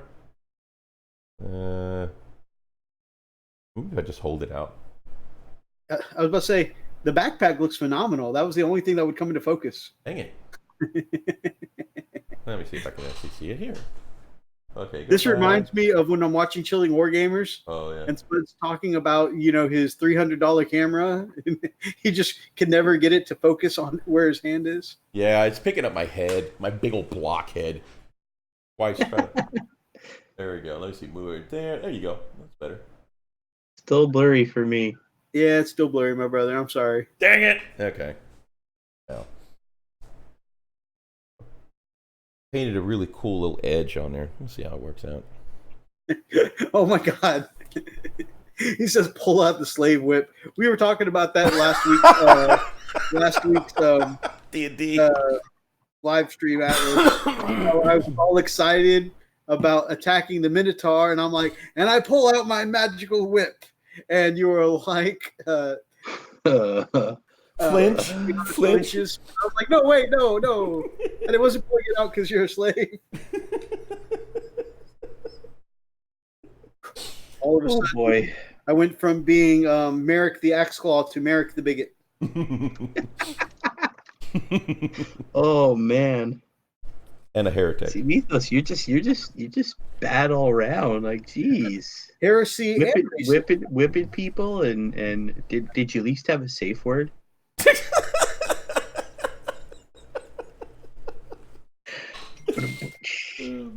We don't do safe words because quitters. Right. We don't have quitters. Right. I remember. Was that all of the news? I think you said yes. I think I may have already asked you. Yeah, I think so. All the nudes. And well, it's almost 11. So, my man Steve, do you have anything that is on your mind before we close it out for the night? Well, we still have Elstonation, man. Dang. I know. I'm just trying to give our guest a chance to talk. Guest? He's practically part of the show. I've been listening to the banter. It's fantastic. You guys are awesome. Yeah. Anything on my mind? I've lots on my mind. Oh, I think we all have. Lots on my mind. That's all of us. Hobby wise, I don't know. I'm just trying to get these guys painted up. that's what's on my mind right now, man. Huh? Okay, I'm working on lots and lots and lots of silver to get these beautiful guys all done up. I'm trying to get all the cables and stuff done up. Oh yeah, aggressors they have lots and lots of silver to pay. They Now. really do, man.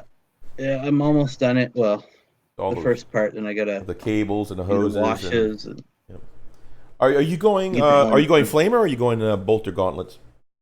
oh, they're the Flamestorm dudes. Okay. You get the. I don't know if you can see that. If my camera's good, but yeah, they get the Flamestorm thing going on. Awesome. Lots of fire. Man, I was listening to one of the Horus Heresy books called Deathfire today, and they kept describing the elite bodyguard unit were called the Pyroclasts. Mm-hmm. And they all have these flame gauntlets that make them famous. And I just kept thinking, man, I would love to do, even though they're a 30K unit, I would love to do up some aggressor Pyroclasts and use the Flamestorm gauntlets as the Pyro gauntlets from the Horus Heresy books. I think that'd just be really cool representation. And then I thought to myself, man, you got too many armies to paint. Stop getting involved in these other armies. All right, so, oh wow, there's lots of chat that went on.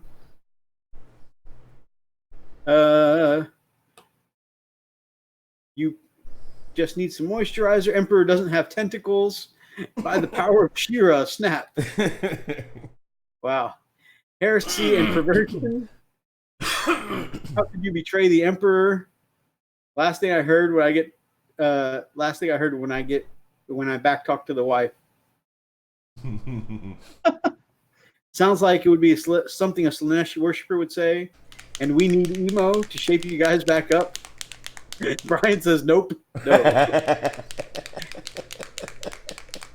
Is it the image of the Emperor's glorious bod? As an Inquisitor, I will use my inquisitorial iPhone and call up emo to reappear. Okay, I think that's our cue. I really do believe that. It's gonna happen. Atlas tried to deflect and said, back to Slanesh.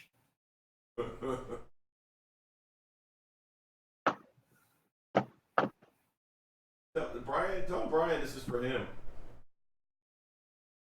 I think he can hear you. Okay, can you hear me okay? Here he goes. All together now. When you're going into battle and you don't know how to feel, just count on Chaplain EMO and his joy will make you squeal. So when the world takes you down, you want to scream, just listen to the words of Chaplain EMO. Yes, yes.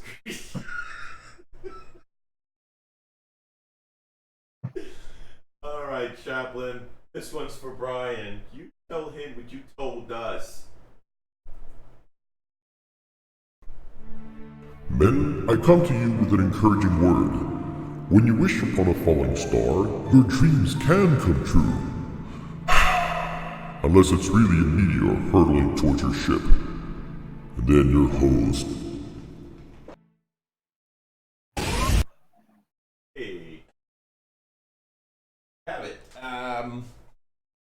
Wishes do come true.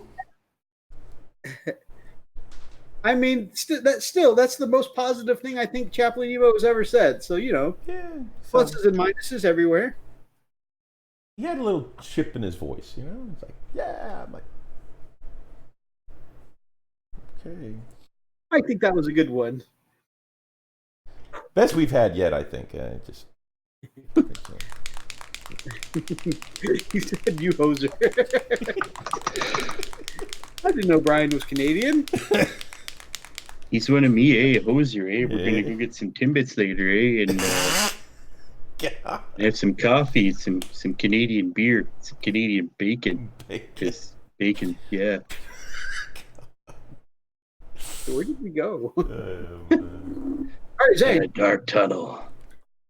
In the course of this live stream, like I said, I still need to do the decals and stuff, and I should probably do a little more edge highlighting. But I got some edge highlight.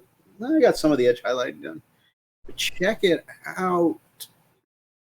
This is because, again, those of you who weren't in the chat earlier, this was because Zane painted up his whirlwind this week, and I happened to see it on the Instagrams, and so I was inspired to paint up mine. Now, just as a caveat, I cheated, and I just ordered a razor or a whirlwind turret from a bit site. I think Bits and Kits. Also, I used eBay a lot, and I use Horda Bits a lot. Anyways, I'm one of my bit sites. And anyway, so I just added that on top of my Razorback, but it works out just fine because it's the same chassis. But yeah, I think it came out okay. It looked pretty good in game. Just need to do the decal and some of the trim and some of the edge highlighting, even though I hate edge highlighting.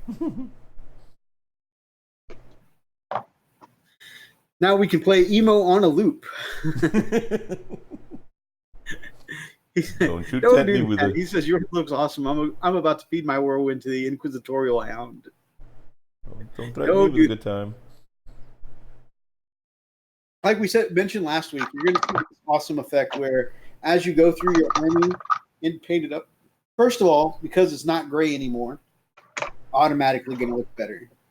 But second of all, like as you do more units, it'll look even better and better. So, I mean, you're on a great path already, man.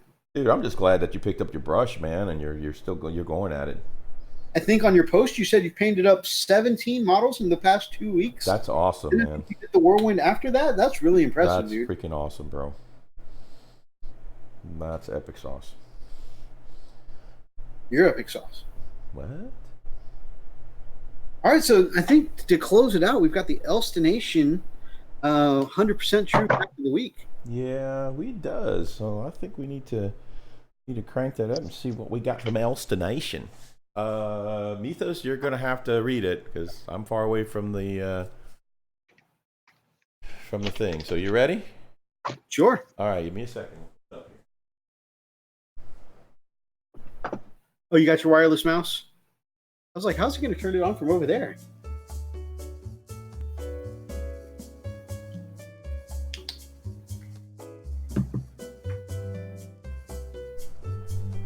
Mine all look like something that would come from an inquisitorial hound rear side.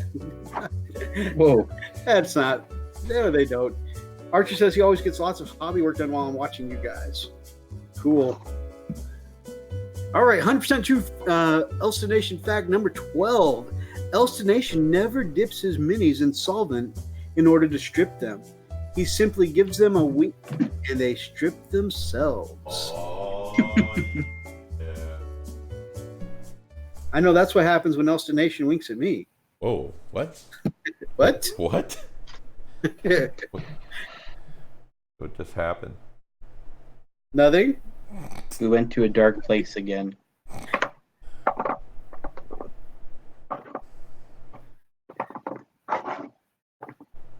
So yeah, that was our fun. That was our 100% true Elstonation fact number 12. Join us next week when we have on Elstonation fact number 13. 13 already, man. Good night. Ooh. Our things be going on this long, huh? Wow. Ooh. Elstonation. Sounds exciting. Hey, anything around Elstonation is exciting. So I'm told. Also, speaking of Elstonation, man, I was checking out Chilling Wargamers.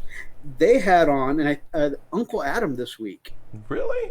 Uncle freaking Adam. How the heck? Dude, that's awesome. Dude, that dude's a legend. Good night, Brian. Oh, we ran him off already? He says he's got Good night. Got to return to the oven called Arizona. Work sucks this time of year. Oh, But geez. bed for it. I too am gonna have to sign off, guys. It is getting late here. Yeah, we're about to wrap it up. Usually All we right, perfect. around 11. I do want to reiterate though,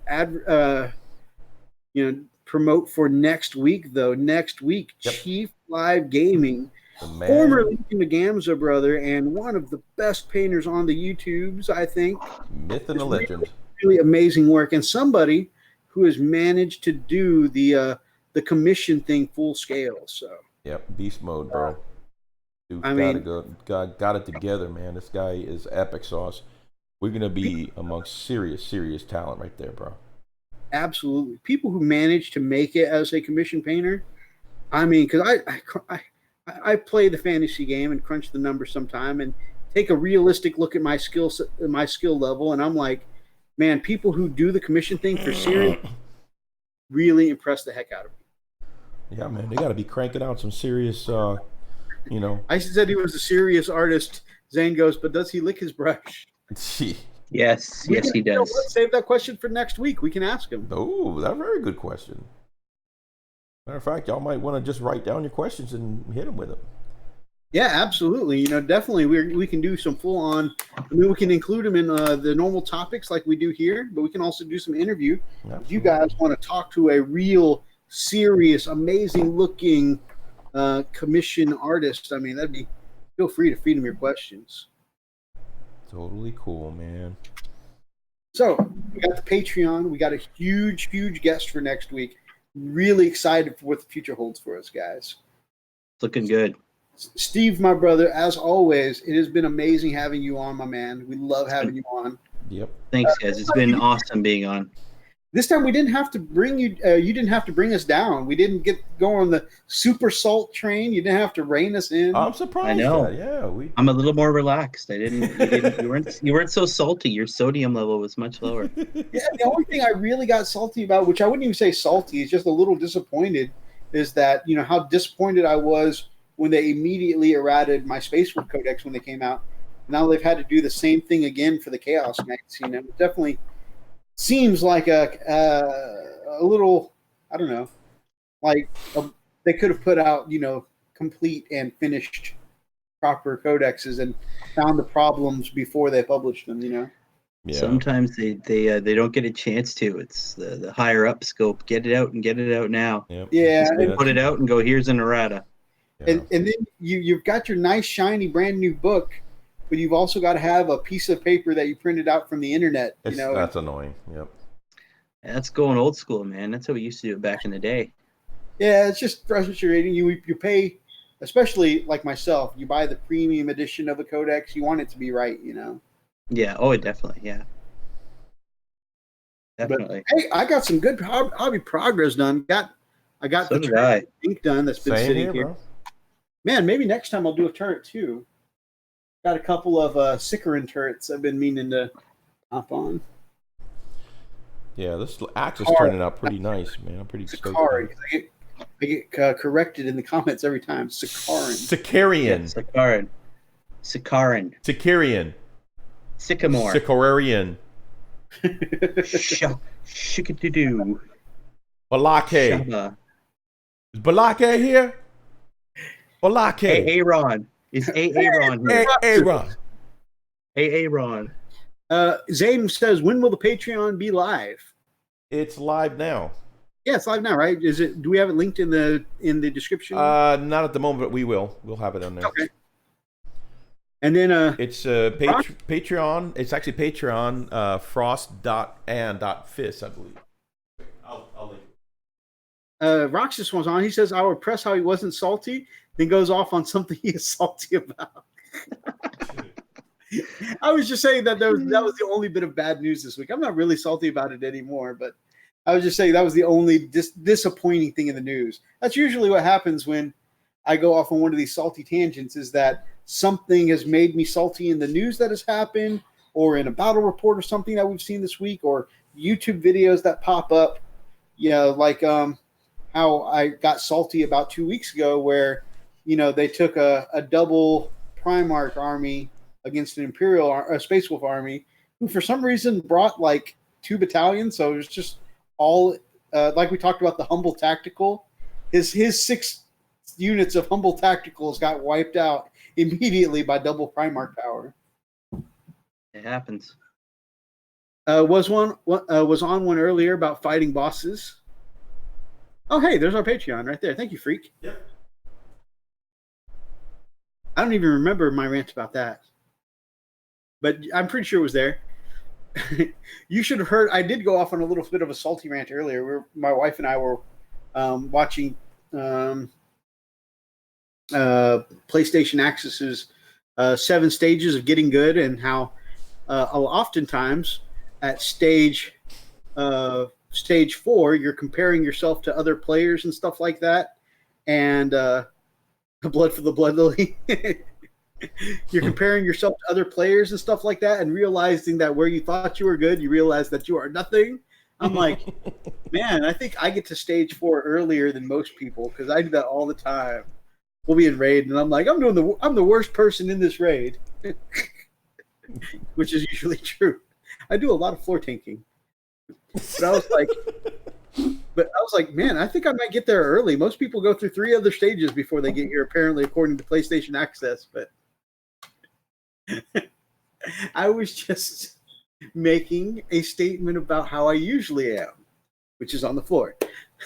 And I tell you, as a healer, I see everybody's health, and you're not the only one who dies.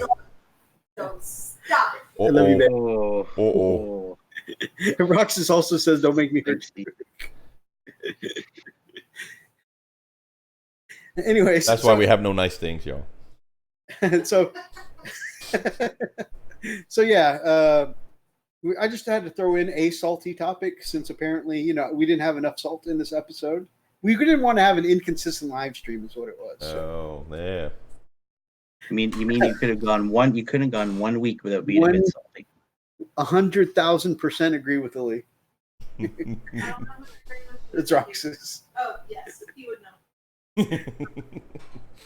I replied with Kato's Sicarius. Oh my god. But yeah, I need to paint up the other turrets. Oh my god, I'm becoming one of those internet guys. I need to paint up one of my other turrets for my Sicari. Do you shop at Walmart?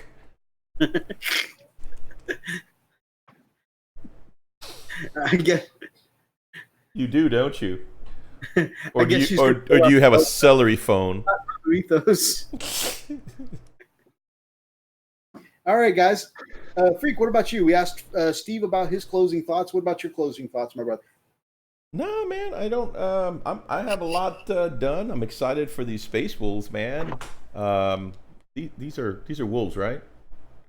So, They absolutely are. pretty stoked, man. I'm hoping to have my complete cavalry done. And see, I already have some Fenrisian wolves that I painted up for Atlas that he got back to us. So I mean, these puppies are really cool, and they all look like my actual puppy Marley. So, but anyway, Aww. they're gonna be joining the pack. He says, but they are bikes. Those are bikes, right? I was fighting against Swift Claws. Come on, yeah. I still like his idea of putting a Fenrisian wolf in the driver's seat of a bike. Right? That would be hilarious. See Marley riding a bike? That'd be awesome. So yeah, I make a lot of jokes, but honestly, I'm really excited about you getting into Space Wolves. Yeah, I'm pretty stoked. I am jelly of how yours looks, but honestly, even though I'm jelly of how yours looks, I'm really pleased with where mine have come to after the last 4 years. So Right. definitely looks way better than my first set of Space Wolves. Yeah, I'm liking this, man. I'm really enjoying it. Is your puppy a 10-foot tall superhuman that can murder any humans? Wait, if you put that in the sidecar and Imperial Fist type, what if you put the wolf in the sidecar of an Imperial Fist attack bike? So have an Imperial Fist driving around the dog. That'd be hilarious. That would be hilarious. Sounds good to me. Does that mean the dog gets the multi-melt? Yeah. Because why wouldn't the dog get the multi-melter, right? Sounds about right. Best way to do it.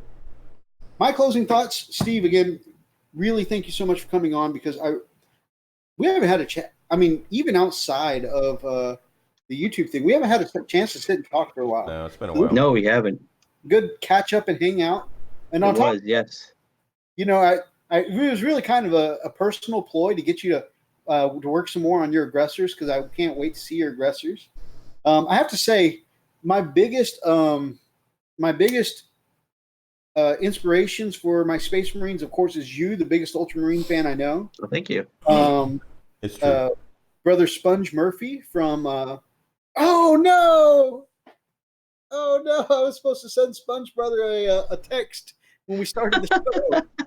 Oh, well. Oh, you're in trouble now. Show. Oh man, I'm a horrible human being. Yeah, you suck. Nice. Yeah. Yep. The worst. The worst ever. You're a heretic and a slave beater. Zane says start it over for him. Yeah, just all over again. Oh man, That's what I'm so- heretics. Cut. Heretics. Take one. Let's do it again. What heretics and slave beaters do, you know. And anyways, so his Road to Gilliman project has been a big inspiration for me for doing my Ultramarine. So I can't wait to see your aggressors painted up.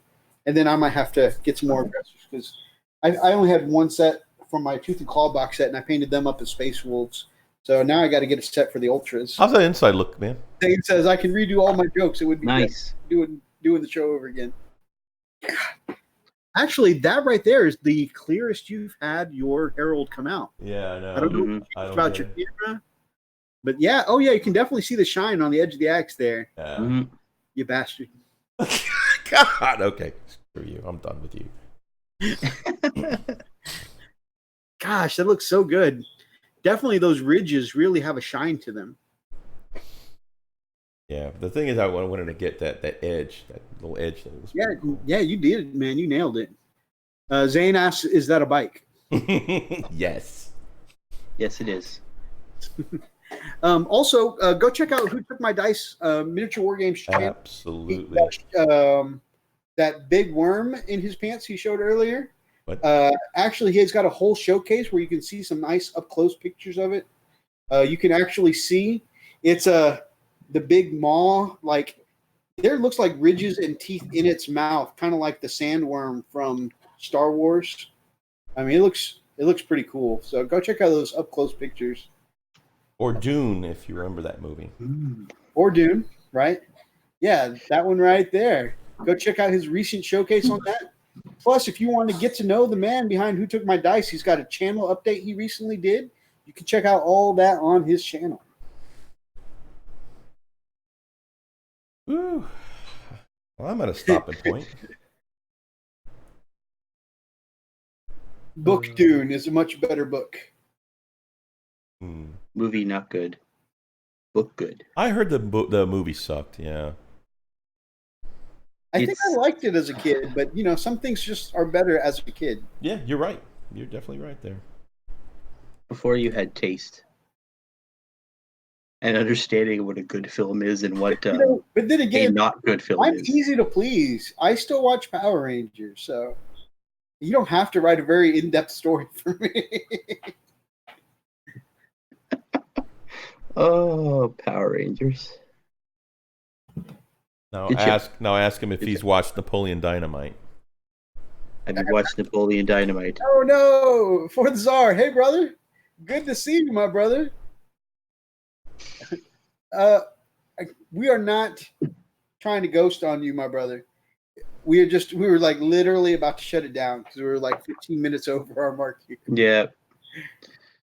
Yeah, Steve's turning into a pumpkin, and I'm done. But anyways, it was so good to see you, brother, for the Czar. We want to thank everyone in the chat, including, hey, Senpai can have some good storylines. Oh God. Senpai. I'm pretty sure we were still talking about Power Rangers. Oh. I think he was going Sentai there. Oh, it Yeah, sounds I like hope so. yeah, of shows. because Senpai's a totally different thing. Notice me. There's a significant there you go. difference between the two. Notice me. Brother Will, appreciate you joining us. I apologize. It happens to be at the end. Hentai. Oh. Hentai could have some good storylines too, but I don't really watch the story. Anyways. No. Thank you, Brother Zane, for being on. Always enjoy having you around, Brother Zane. Ex-Gear Commander. Of course, Archer and Thomas. Always good to have us in the chat. Brian, he mentioned him while he was here. Brother Atlas, of course, with the good Slanesh talk going on. You know, now that Brother Darklight is working second shift, we may not get him in the chats anymore. That's sad. That sucks. That is crap. But yeah, thanks to everyone who was, but I watch it for the plot. Absolutely. Absolutely. We watch hentai for the plot. I just got to know what's going on. And I definitely do not just fast forward to the good parts. The good story parts. That's what I fast forward to. The Roxa says, the storyline.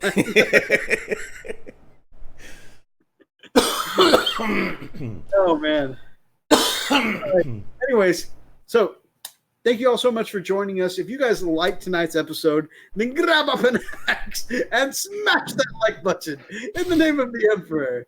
Drop us some comments down below and be part of any of these conversations, because chatting with our hobby community is like the best part of doing this entire YouTube adventure. And if you guys are not yet part of the pack or Patreons, that's right. Subscribe, hit the bell button, and if you're so inclined, check out our Patreon, because we would love to have you as part of the pack here on the Frost and Fist. Until next time, guys. Stay frosty.